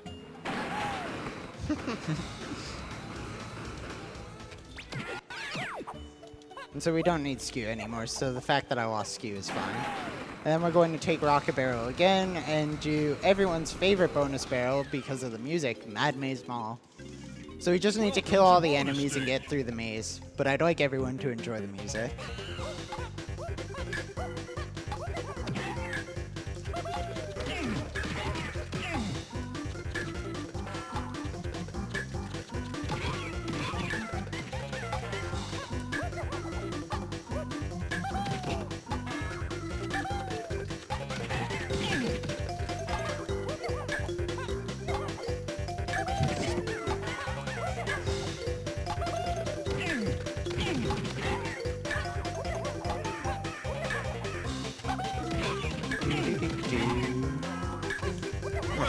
Nice.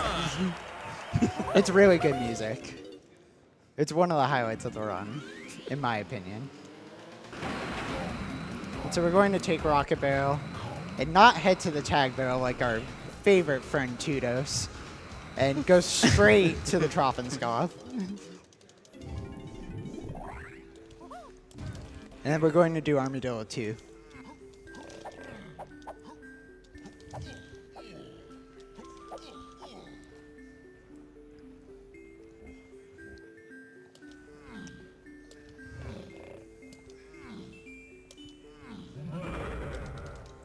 Alright, so Armadillo 2 is fairly similar to Armadillo 1. There's 4 cycles instead of 3. He shoots fireballs at you and a shockwave this time. And then also on the 4th phase, he shoots a missile.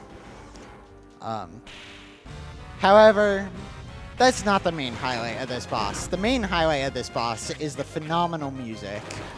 My chat at home very much knows I sing along to this every run. And so, who wants me to sing along?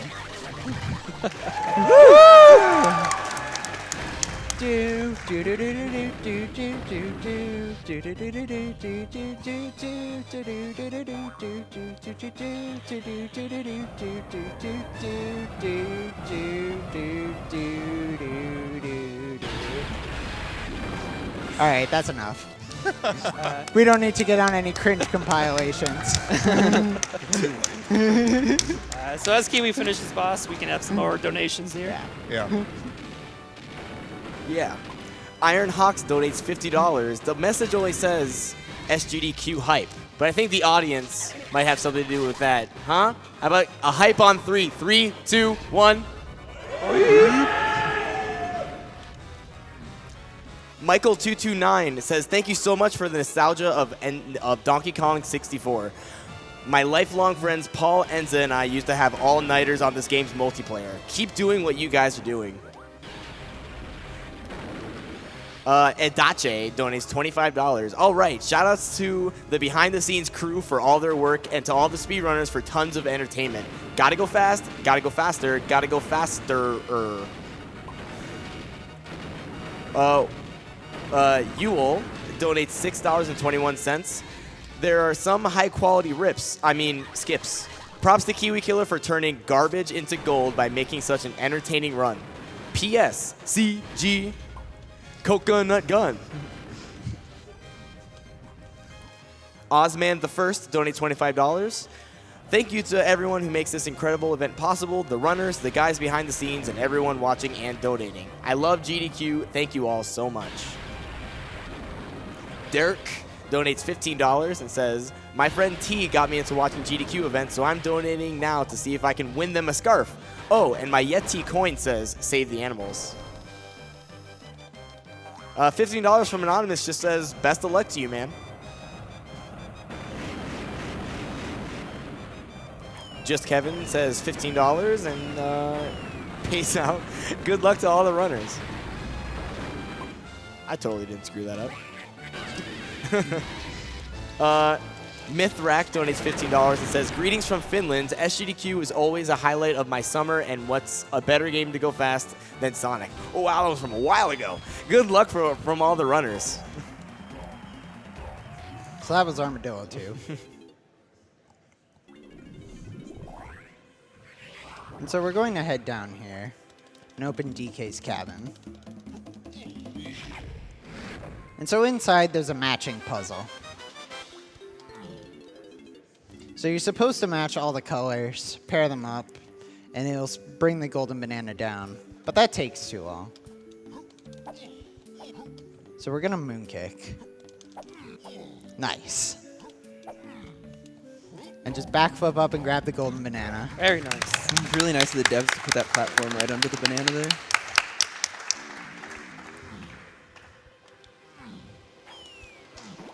That was close. And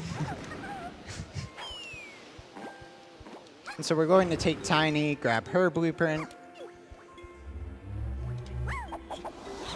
Ooh, Yep. just out of range.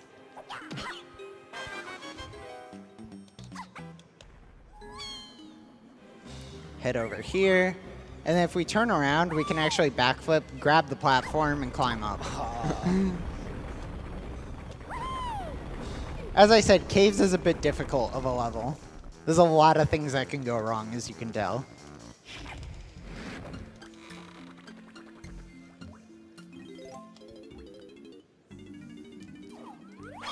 All right, so in this room, Kiwi's going to try to kill all these claptraps with oranges. He ran out of oranges earlier, so we're going to make sure he plays it a little bit safer. There we go.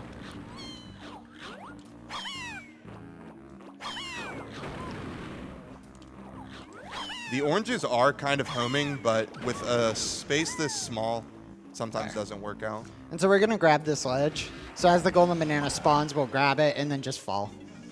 And it respawns us at the beginning of the area. So it saves a bit of time.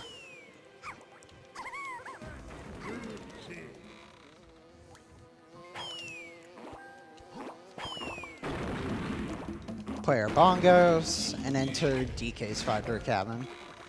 So this area can be a little bit tricky just because the bees move so fast. So we'll grab this homing ammo. Homing ammo is also useful for later. There's coke in that gun. Alright. Sometimes they just don't want to be hit, and you go through all your homing ammo, and you have a bad time. But that went pretty well. A little bit of movement optimization. Let's throw in some more moon kicks.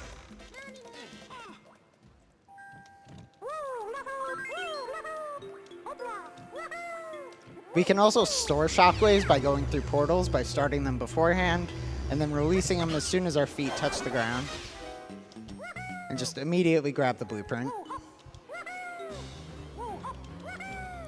I want a backflip. Thank you.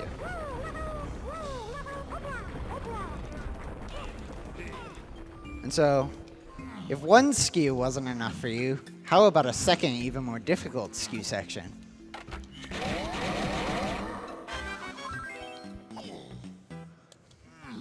Yeah, this one can be really, really tricky here, so we're going to ask for silence for Kiwi.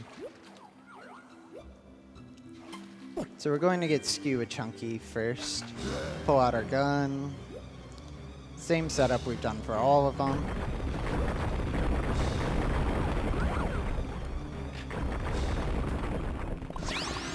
Grab this golden banana first. And then once we get to Snide's area, I'm going to save state, and that's actually where the difficult portion of it begins. Yeah, so there's an area in Crystal Caves where the igloo is, and there's a couple of golden bananas inside of these miniature kind of ice blocks. And so we don't want to make the ice blocks disappear. That takes too long. So the only way in and out is to skew inside. But the ice blocks are completely surrounded by water. So we have to long jump from out of bounds into the igloo. And then keep our skew to exit them. Yeah.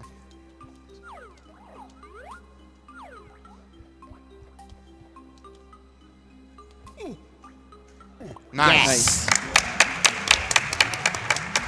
That's one of the hardest tricks in the run. It's really hard to see where you are out of bounds there. You're kind of invisible. You got a long jump, and it's pretty precise to make it in. I can get that, but I can't backflip on top of an igloo.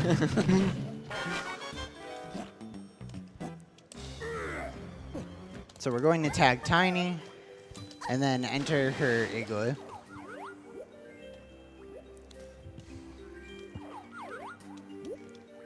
Don't dive.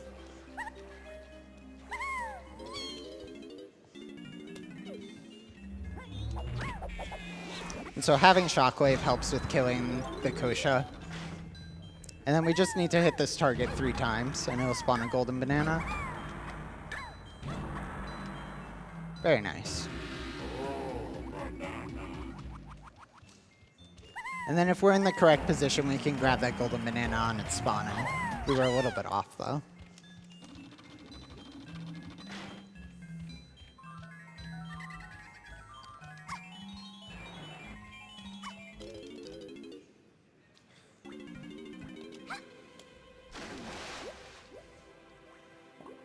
So Kiwi skewed with Diddy earlier to hit Warp 4, and we're going to use Warp 4 now to our advantage with Tiny.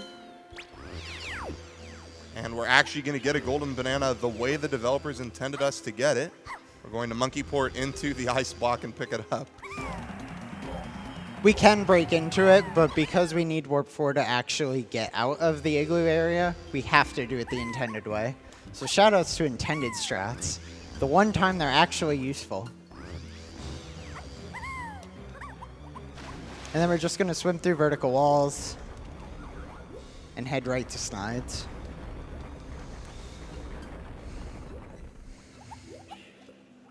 All right, so we have quite a lot of blueprints here to turn in, so I hope you guys have your O Banana filter refreshed. Oh, I have my bananas here. Oh, perfect. Some real openings. Nice. So we'll be turning in 2 blueprints with Lanky, 7 with Tiny, and 6 with Chunky. No, 6 with Chunky. So get your O bananas ready. Oh, banana. Oh, banana. Oh, banana. Oh, banana. Oh, banana. Oh, banana. Oh, banana.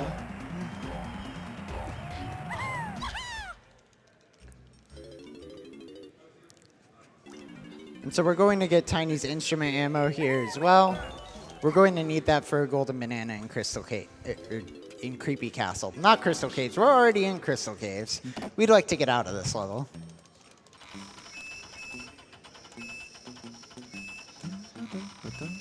How are you doing, Kiwi? I'm doing good. How are you doing, SHM? I'm doing good. I'm enjoying your run. Hope everybody else is too. Oh, banana. Oh, banana. Donkey Kong.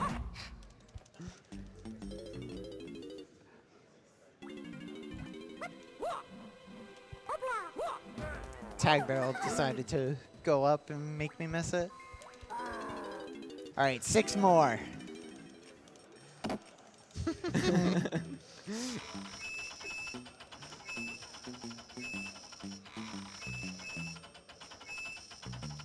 So you may be wondering why we're turning in blueprints in Crystal Caves instead of Creepy Castle. Tag Barrel is significantly closer in Crystal Caves, and we actually don't need too many more golden bananas. Oh, banana. Oh, banana. Oh, banana. Oh, banana. Oh, banana. So we still have 2 more blueprint turn-ins in Creepy Castle. So we're not done yet. But for right now, we're going to tag DK. We're going to backflip up on top of Snides. Then we're going to jump aerial. Come on. Nope. Clip out of bounds. Oh, I voided out by accident. So you can maneuver out of bounds to get back to the DK portal, and it's a little bit faster. Oh boy, I got this. Oh, nice.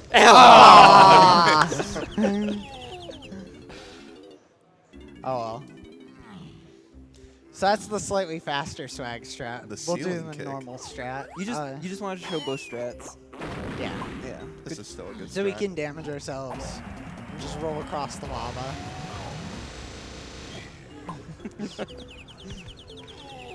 It's fine. We got them both.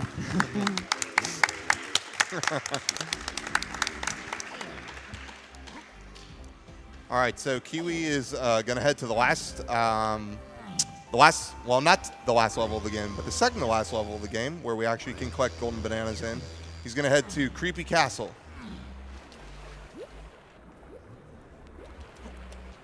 Hopefully it's not too spooky for anyone. Too spooky for me.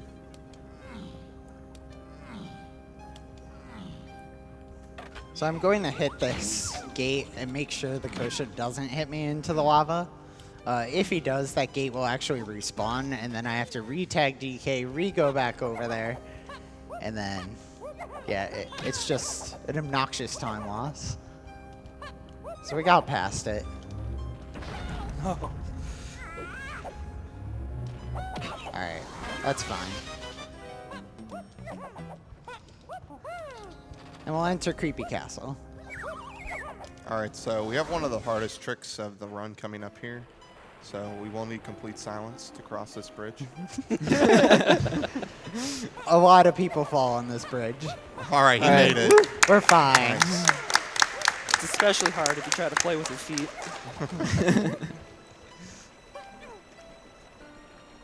And so we're going to tag DK. And then we're going to enter that tree that we just passed. There's a golden banana and a blueprint in there for DK. However, because we don't have lag, we can't just clip through the gate. So we have to swim through this wall and then do something similar to what we did with Lanky earlier and his cage chibi. Just set our swim through vertical wall position and swim through shores through the side.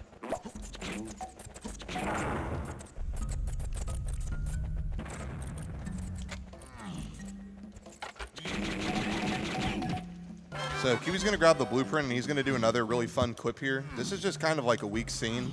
You can try this at home. Just roll through the wall here. It can be a little finicky sometimes. Come on. I cursed you. I'm sorry. That's fine. There we go. There we go. Nice. And grab the golden banana. And luckily the fairy didn't get in the way right there. And so we're going to do another cool trick called Crypt Swim. So we can swim through vertical walls right through here and then just go right in between that gap and swim underneath the entirety of the level all the way to the crypt area. And so the door loads, and that's the crypt.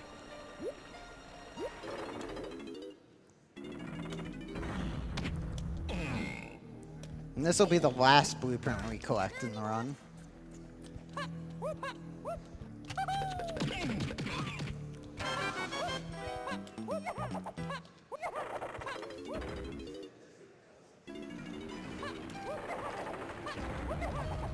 And so you may be wondering, why didn't we take Tiny here? Her blueprint we're going right past. It's actually faster just to take Diddy all the way up to Snides instead of getting Tiny's blueprint. So there's a rocket barrel right up here on a ledge.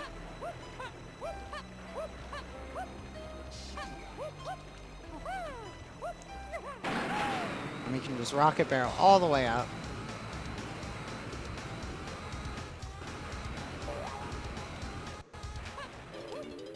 can enter Snards. All right, Twitch chat and crowd. This is your second to last chance. There's only one more turn in after this. Make us proud.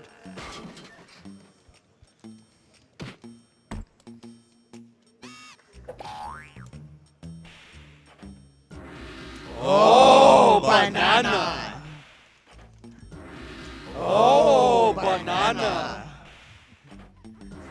Oh, banana. Oh, banana. Keep going.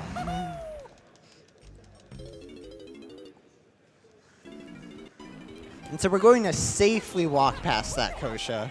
That Kosha is the least friendly enemy in the entire run, because if he hits you while you're in the air, you'll fly over the fence and fall all the way down to the bottom and have almost no way of getting back up. Oh. Almost like that. Gosh. Thank you for having mercy, Kosha. Thank you for having mercy fence.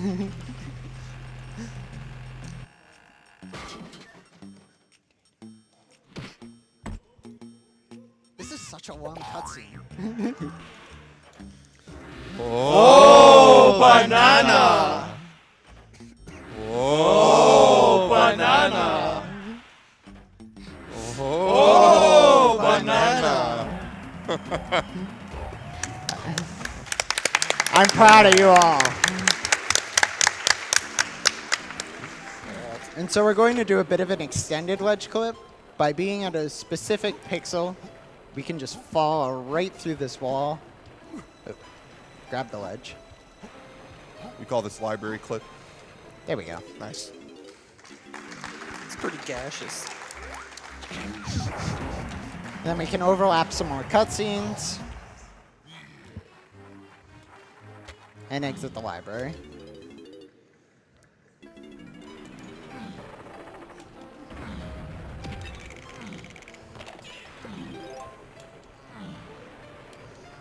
All right, so again, even though there are 201 total golden bananas in the game, we only have to collect 100 golden bananas to enter the final level, Hideout Helm. So Kiwi's at 98, he's about to get 99 and 100, and then we'll be on our way to collect the last key of the game.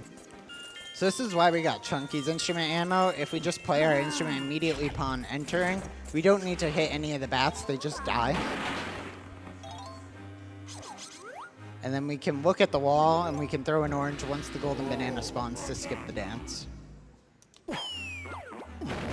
Nice. By the way, we just got an anonymous $1,000 donation. Wow, nice. Wow.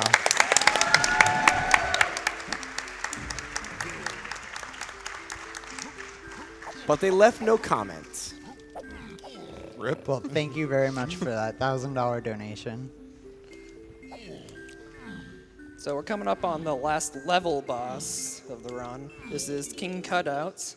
So the Kremlings here made a cardboard cutout of K. Rool, and you just gotta launch your Kong in his cannons and hit it. And of course, we get to do it with Lanky. If you miss him, you lose the Kong for the fight. So you basically have 5 chances to get him without missing him. Somehow they rigged laser beams up to the cardboard. I wish I knew how they did that. Some pretty advanced technology. So this is basically the entire fight, so if we can get some more donations in. Yeah. Yeah. Jan Skier donated $5 and said, "Loves watching your stream, Kiwi. It's great to see you at GDQ. Keep killing it, man." 64 Kongs Running donated $50 and said, "Loving all my childhood games being broken, especially DK64. Oh, banana."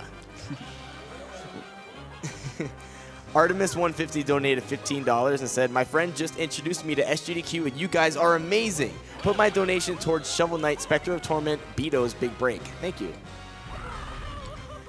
Dark Data gave us $10. If this charity marathon was taking place inside DK64, would it be Donkey Kongs without bananas? Field of Far donated $8.15 Hello, everyone, and greetings from Melbourne, Australia. I was so entertained by the DK64 speedrun, I just had to donate something. Loving SGDQ 2017 so far and looking forward to the rest of the event. The electrical man donated $10 and said, watching so many walls being broken makes me wonder where the building inspector was.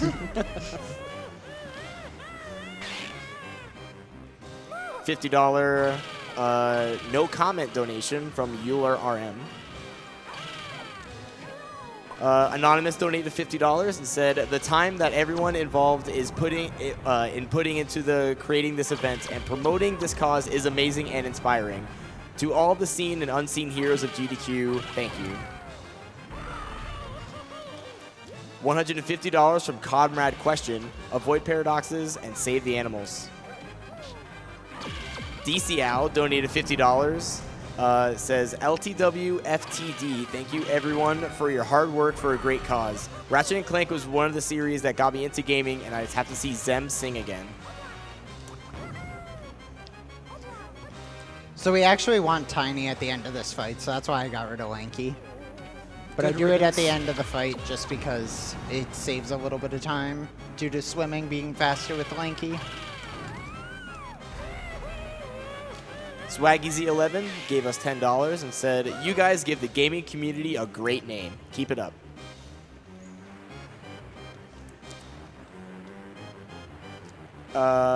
Andrew gave us $50 and said, any chump can save frames. Only the best can save the animals too. So now that we spawn the key, instead of actually going back to the middle and getting the key, because I set up myself on a specific wall, I can just swim through the wall and warp back to the middle.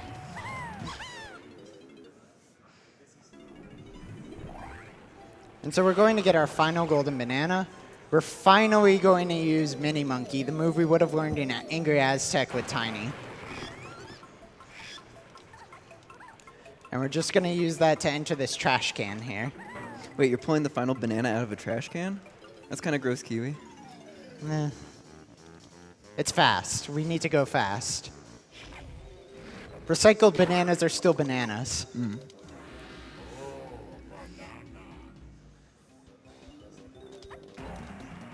And now we have 100 golden bananas.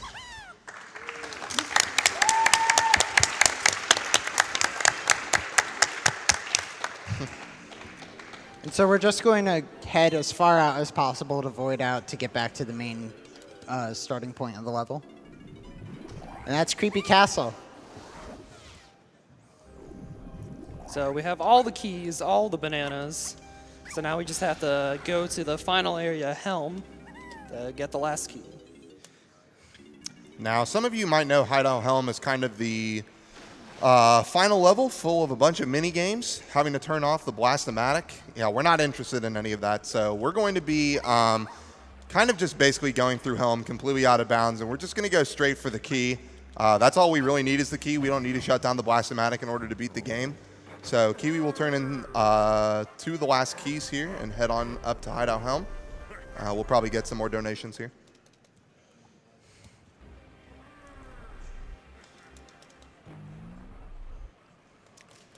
Hoop Yip Skip donated $5. It says, if you read this out loud, I'll donate another $5. This donation is dedicated to my wife, Alex, whose favorite game is DK64. Our love will always be like a golden banana. How romantic. GV donated $10 and said, guess nobody can put donkey in a corner. And here I thought my apartment had paper-thin walls. P.S. Save those animals. Anonymous $20 donation and said, good luck to all the runners and kill the animals. So now that we turned in both keys, we're just going to head back to the monkey port pad that we used earlier and head up to Hideout Helm. And this is the area that basically allowed us to change the majority of no levels early. So previously, we would do a route called 40 blueprints. By getting all 40 blueprints, we could actually access Snide's bonus minigames, which would take us out of main menu mode and re-enable saving. However, since we did not collect all 40 blueprints, we only collected 34, we're still in main menu mode, so we're going to have to break out a Helm. But we'll keep that surprise for later.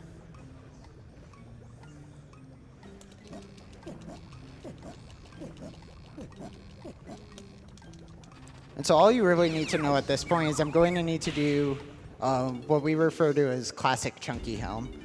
So there's two methods of doing helm that are used in RTA, DK helm and chunky helm. DK is usually a bit faster. It involves a trick called switch kick. It was shown off at the previous SGDQ where Tudos did any percent.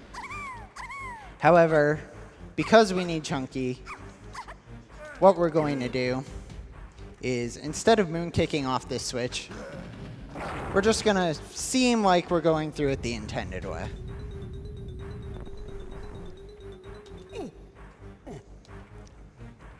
Cross these vines.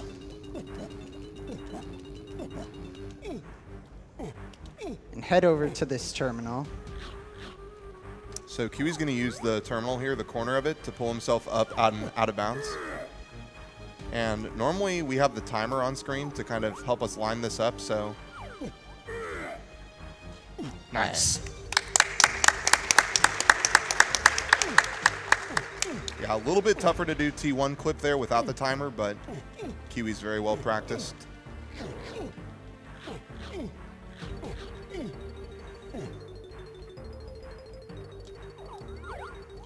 Now Kiwi's doing his best here to maneuver completely out of bounds until we get all the way to basically the end of helm. If we were to inbounds here, that would be really, really bad for us. So we're just hoping to get all the way to the end. There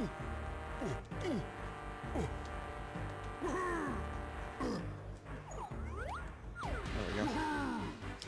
Sometimes when you enter an area, the area like won't load, so we have to zoom the camera in to load it. So that's why you see him zooming the camera in and out.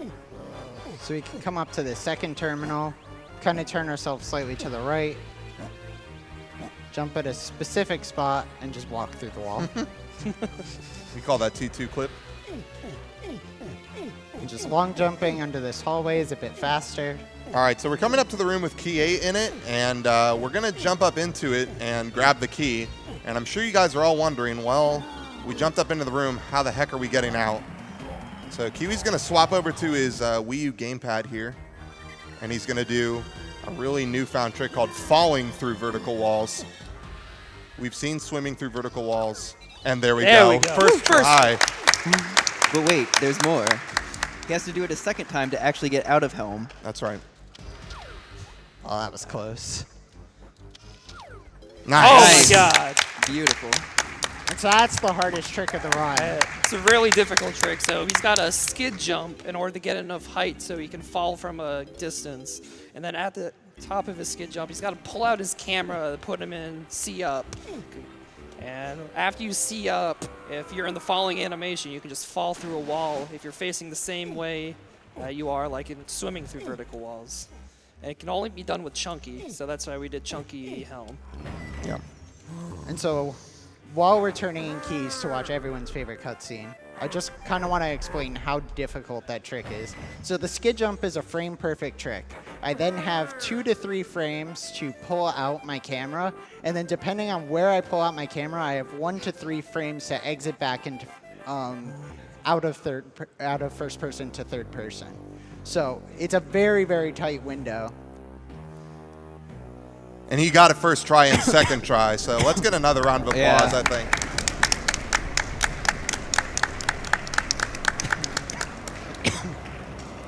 So this is one of the best cutscenes in the game. We got our boy K Lumsey here. We're gonna free him. He's gonna dance around the island here.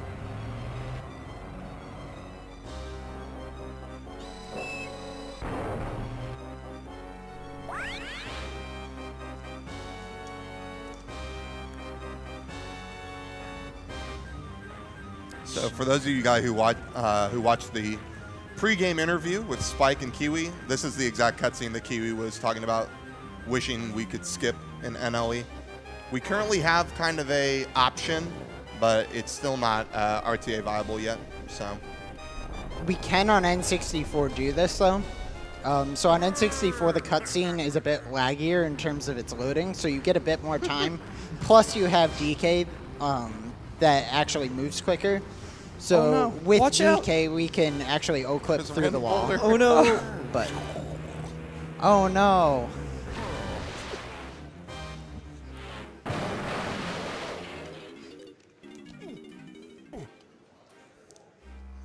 All right. Final boss hype. And so we're just going to take warp 3 and head to the final boss.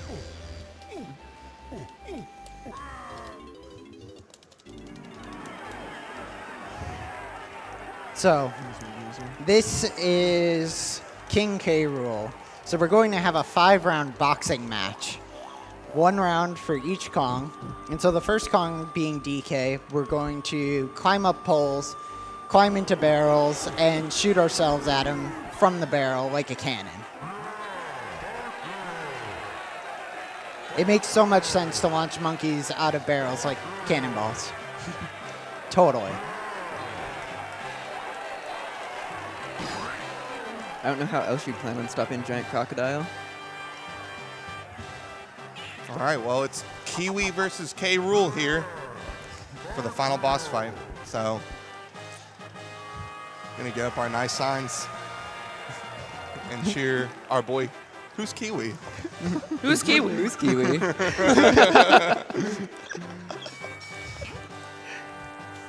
So, to explain the Who's Kiwi thing, there's a very old DK64 runner, CFox7, who's done a few AGDQ runs of DK64. I hosted him one time after I had gotten a PB in NLE, and he was just like, who is this Kiwi guy? I have no idea who he is. And I had just improved the world record in no levels early. Who's Kiwi?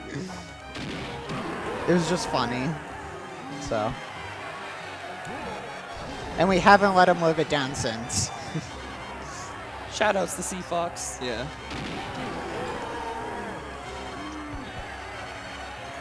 All right, so the DK phase is one of the easier phases of K. Rool. Kiwi knows the exact number of times that K. Rool punches before he's able to shoot out of the barrel. So this last one will be 7.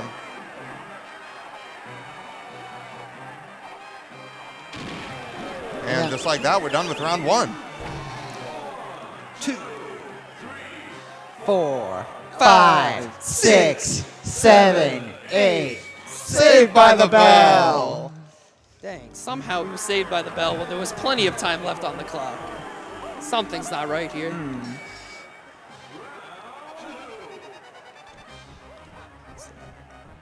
And so this is Diddy phase. This is the hardest phase of the entire round. So we're going to take damage and make sure we land in the rocket barrel and then shoot these targets and cause lights to fall on his head. All right, so we've fallen through walls, we've swam through walls. Are you guys ready for us to shoot through walls?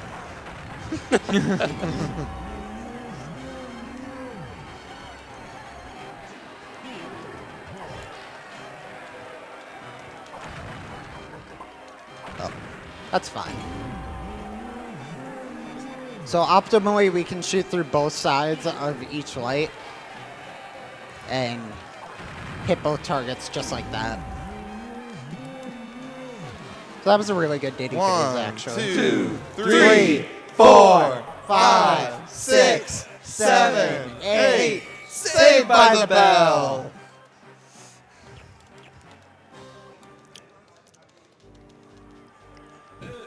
So this is the second most difficult phase in K. Rool. This is Lanky phase. So what we have to do is hit these posts that spawn.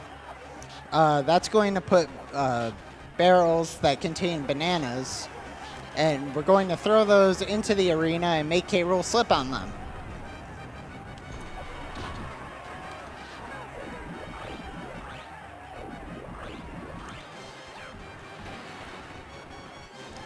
And so long as you move the same and place the barrels the same every time, this is a pretty consistent fight.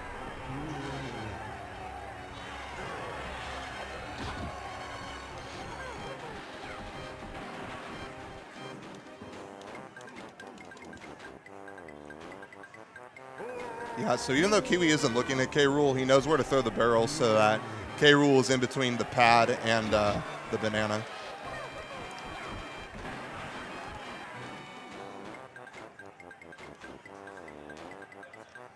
So he'll slip on this one, and we've got one more.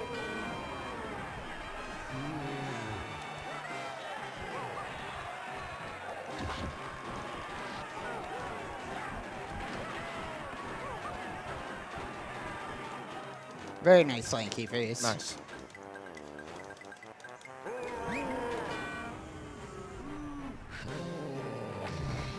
One, two, three, 4, 5, 6, 7, 8. Saved by the bell.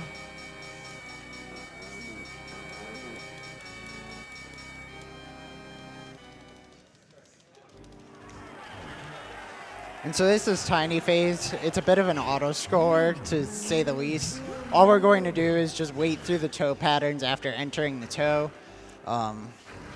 And 1 hit for the first toe, 2 hits for the second, 3 for the third, 4 for the fourth. So you can read a couple donations during this. It's a fairly long fight. Oh, I'm well aware of the length of this fight. $250 from Mitchell Smith, I guess. Always love SGDQ giving me a nerdy reason to donate to charity. Here's hoping we break some records this year. I'll continue to donate throughout the weekend, hoping to break my donation record. Larry Kong donated $50. Thank you for demolishing one of my childhood games. Kill those animals like Kiwi kills these walls. What walls? Beatkeeper donated $150. Watching the DK run and loving it. Doctors Without Borders is only appropriate for such an event. Keep it up, Kiwi. Oodless donated $10. First time donating, thanks to all the runners and staff for organizing such a great event. I'm from Australia and mostly watching in our evenings, so all the 3 a.m. to 4 a.m. U.S. time runners, don't worry, you'll have a big audience down there watching. An anonymous $5. Hello from Detroit. I knew speedruns were a thing, but I never realized how large the communities and their reach were. I love to see video games being used for a good cause. Never been more proud to call myself a gamer. Good luck, Kiwi. $15 from Ellen Deso. Glitches, lightning fast speed, and awesome players to watch. Top that up with friends to watch with, some good food and stupid bets. Yep, it's SGDQ again. Good luck to all the runners.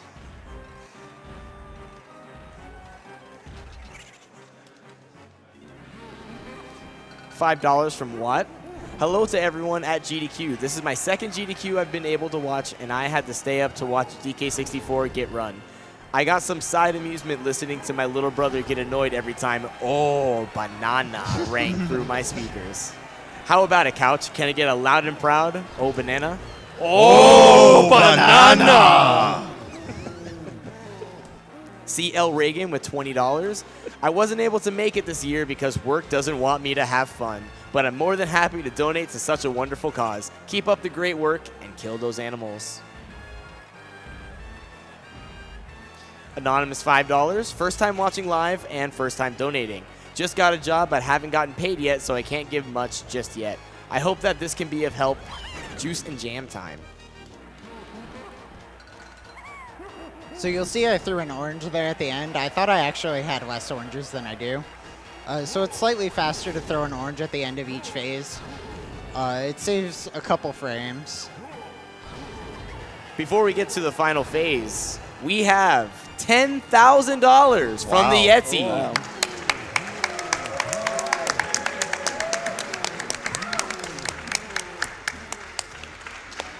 And they say, "Oh, banana." Hey. Hey all, Yeti here. What a great day for watching an amazing speedruns. There have been so many clutch moments. We're really looking forward to I Am Bread tomorrow. Bread hype. Here's another 10,000 raised from our collection. Put it towards Tetris 8-Way, Balancing Animals, Ratchet and Clank Singing, and Nest for Yeti. We want to be the special boy. Woo! All right, so Tiny Phase is over with, so we just have to defeat K-Rool with Chunky. 2, 3, 4, 5, 6, 7, 8.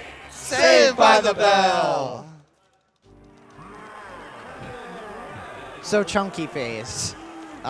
What we're first going to do is head to the middle and pound a switch without hopefully getting hit by K-Rool. And he's just going to be bouncing around, invisible. I wish I had invisibility powers by bouncing around in a boxing ring, but, you know, we can't have everything, I guess. And then for some reason, K-Rool becomes visible when we become invisible. Because that's how it works, right? When one person becomes invisible, the other invisible people turn visible. It's basic rules of physics. And then we're just going to primate punch him at the correct time, and he takes damage.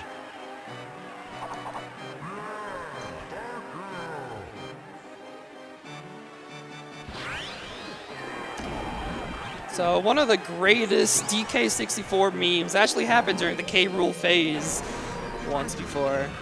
So there's this runner named Connor75 where he was on world record pace, about to bop the great 2-dose. In 101%. And 101%. And he was on the final input, and all he had to do was press B. And y'all know what he did? He pressed A.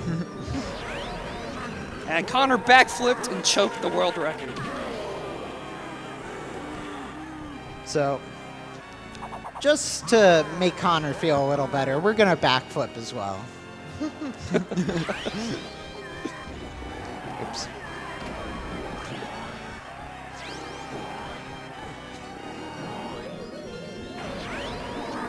Oh, no. Time's coming up. So time is on the start of this cutscene and time.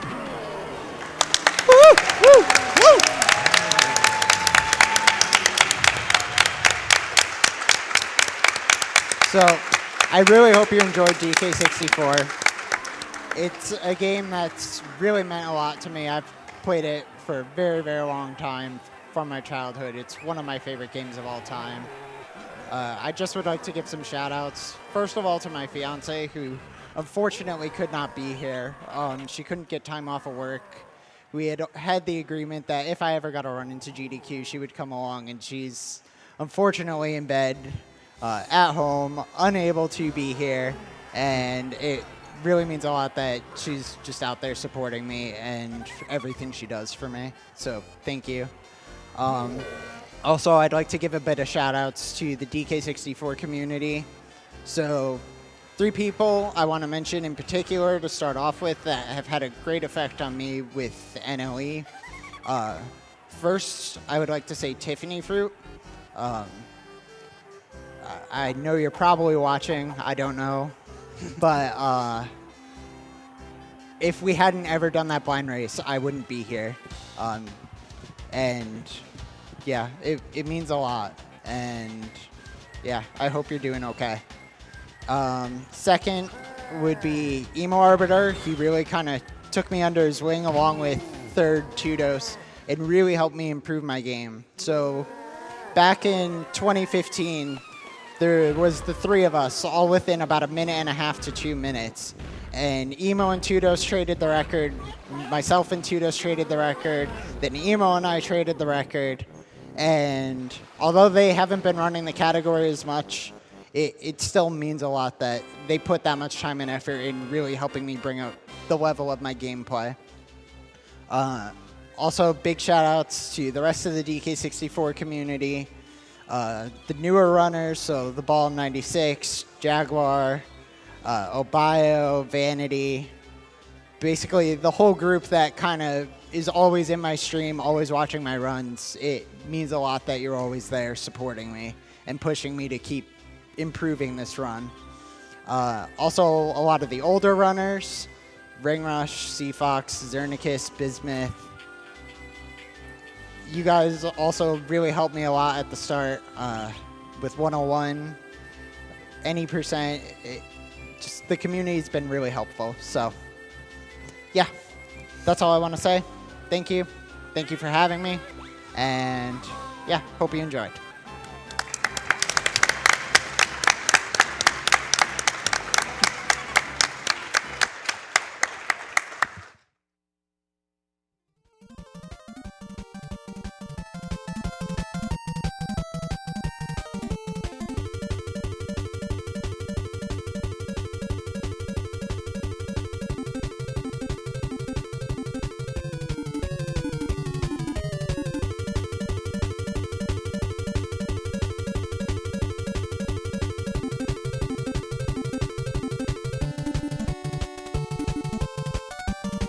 Hello, you are watching SGDQ 2017. Thank you, Kiwi Killer, for the killer DK64 run. We are going to have a quick break from the MSF Foundation, and we will be right back. We are speedrunners. Speedrunners complete games in record time through great skill and perseverance. We're speed responders. When an emergency strikes, we don't wait. We assess the needs and we act fast. From complex zones like Syria to natural disasters like the Nepal earthquake and disease outbreaks like Ebola, we rely on independent funding like your donations to help us stay neutral and impartial.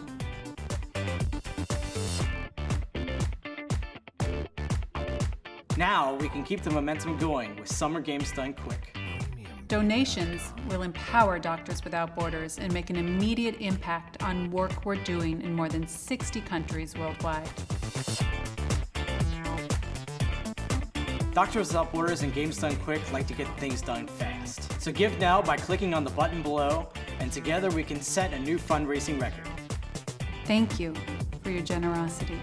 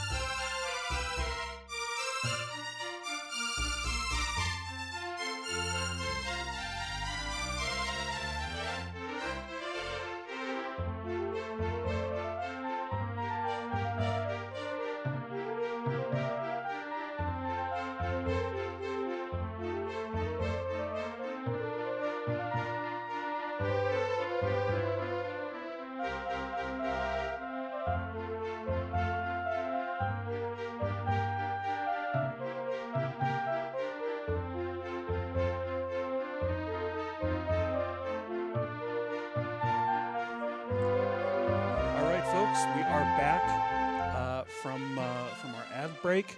Want to let you know we do need to take down the stream temporarily, so just hang with us. We will be back in just a few moments.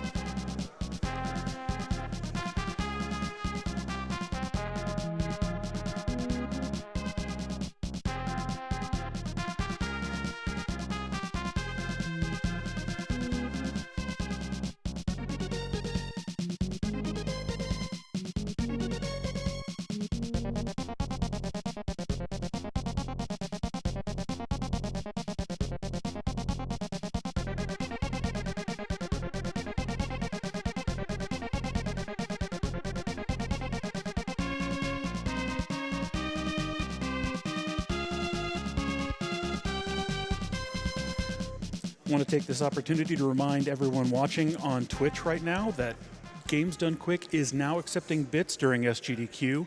For each bit that Games Done Quick receives, we will give Doctors Without Borders 1 cent during SGDQ. Right now, we currently have a bit incentive.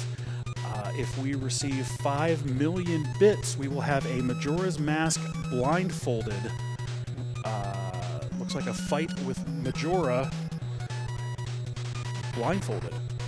So if you want to see that, or if everyone wants to see that except for the person who is actually, you know, fighting.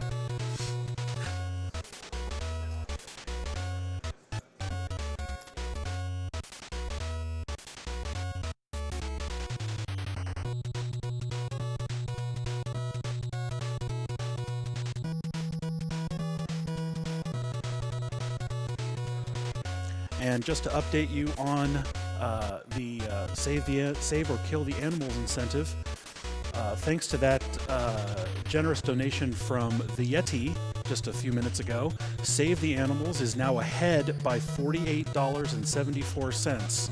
So if you either want to pad that lead or flip it the other direction, get those donations in. Also want to let you know of a couple other bid wars coming up in the next few hours.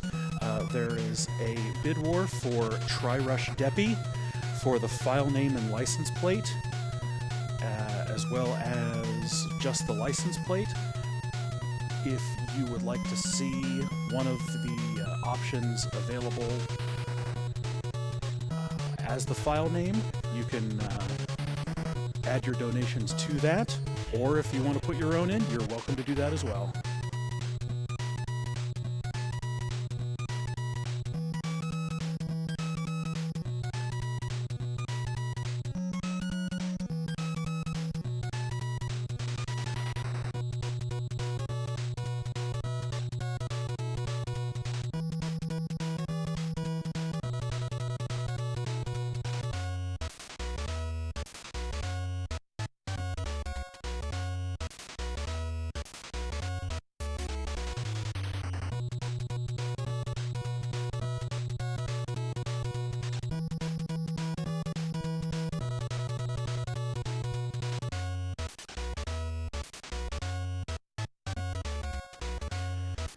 And while we're getting set up for Castlevania Legacy of Darkness, I want to read a few donations here. We have $5 from Cricket. Great run by Kiwi on DK64. This SGDQ is super hype, and I'm all about charity marathons. I hope Got to Be Radical gets to trend longer on Twitter. I put $2 on saving animals and 3 to killing because I couldn't decide. Shout out to my boy Tones on the mic, Baloney Man.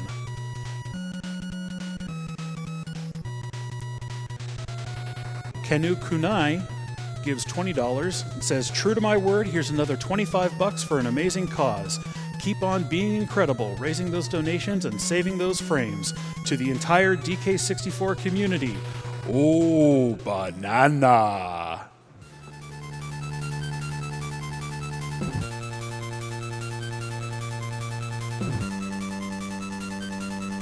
We have an anonymous $50 donation. Keep up the great work. Greetings from Germany.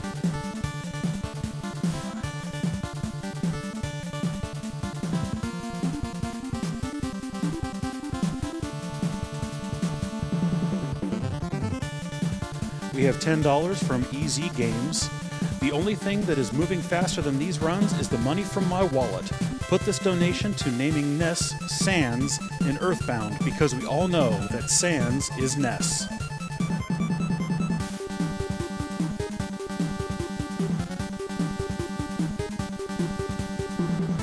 Alex17 donates $15. Great run, Kiwi. What a wall-breaking experience. Wait, there were walls?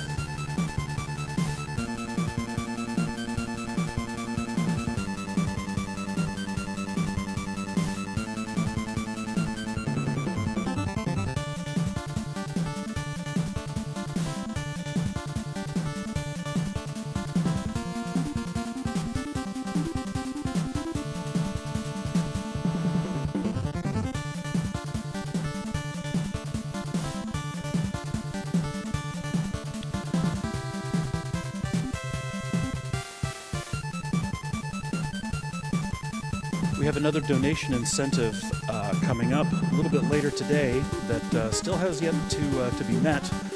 It's for Shovel Knight, Spectre of Torment, and it is for the Vito's Big Break. Just a second here.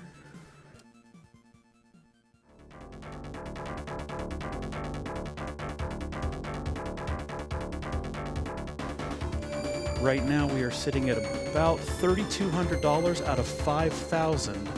So if you want to see that, you will need to get those donations in for that.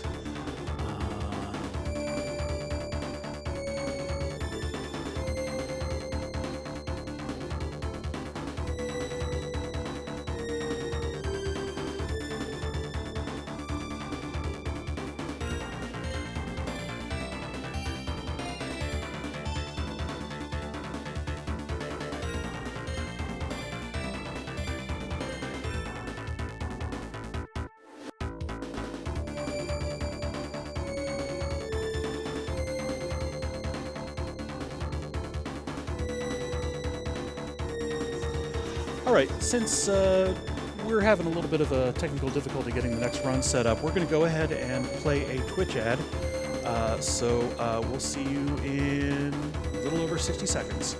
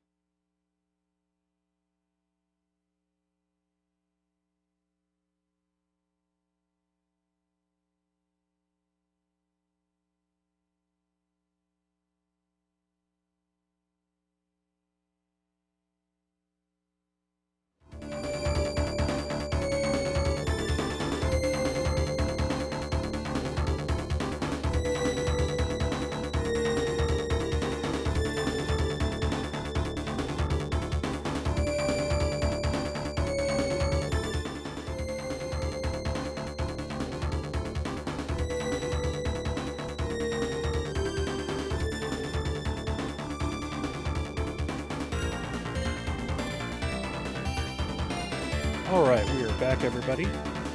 I'll take some time to read a few more donations. We have $50 from David Pittman. Games Done Quick is always such a joy. Seeing so many people enjoying games and raising money for good causes helps to validate what I do as a game developer. Thank you for that. We have $20 from Freak Devils. It just says, "For Humanity."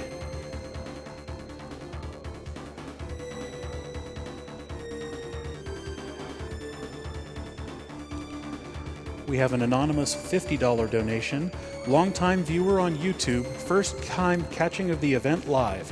SGDQ and AGDQ have inspired me to try my own hand at speedrunning, and I now happily hold a world record under my belt thanks to all of you. I can see everyone getting better all the time, and I will do my best to keep up. Here's $50 to Announcer's Choice.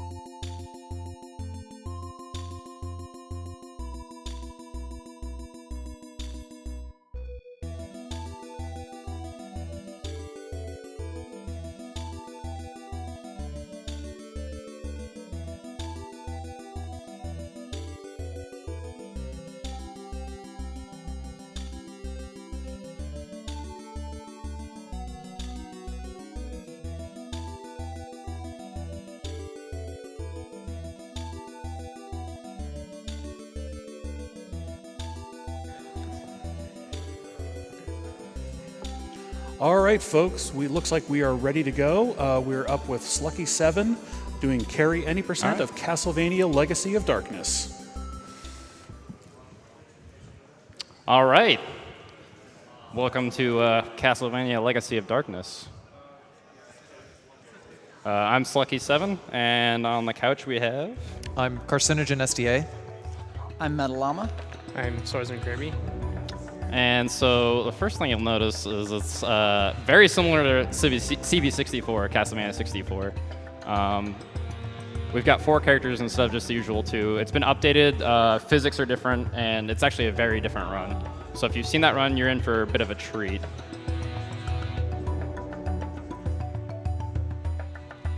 We ready for timer? Yep. All right. 3, 2, 1, go.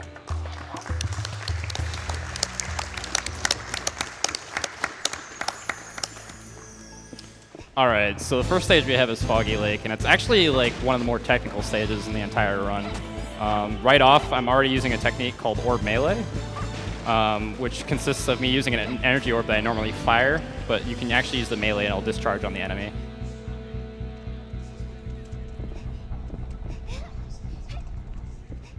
But there's lots of movement here. So normally in a normal playthrough, you're supposed to move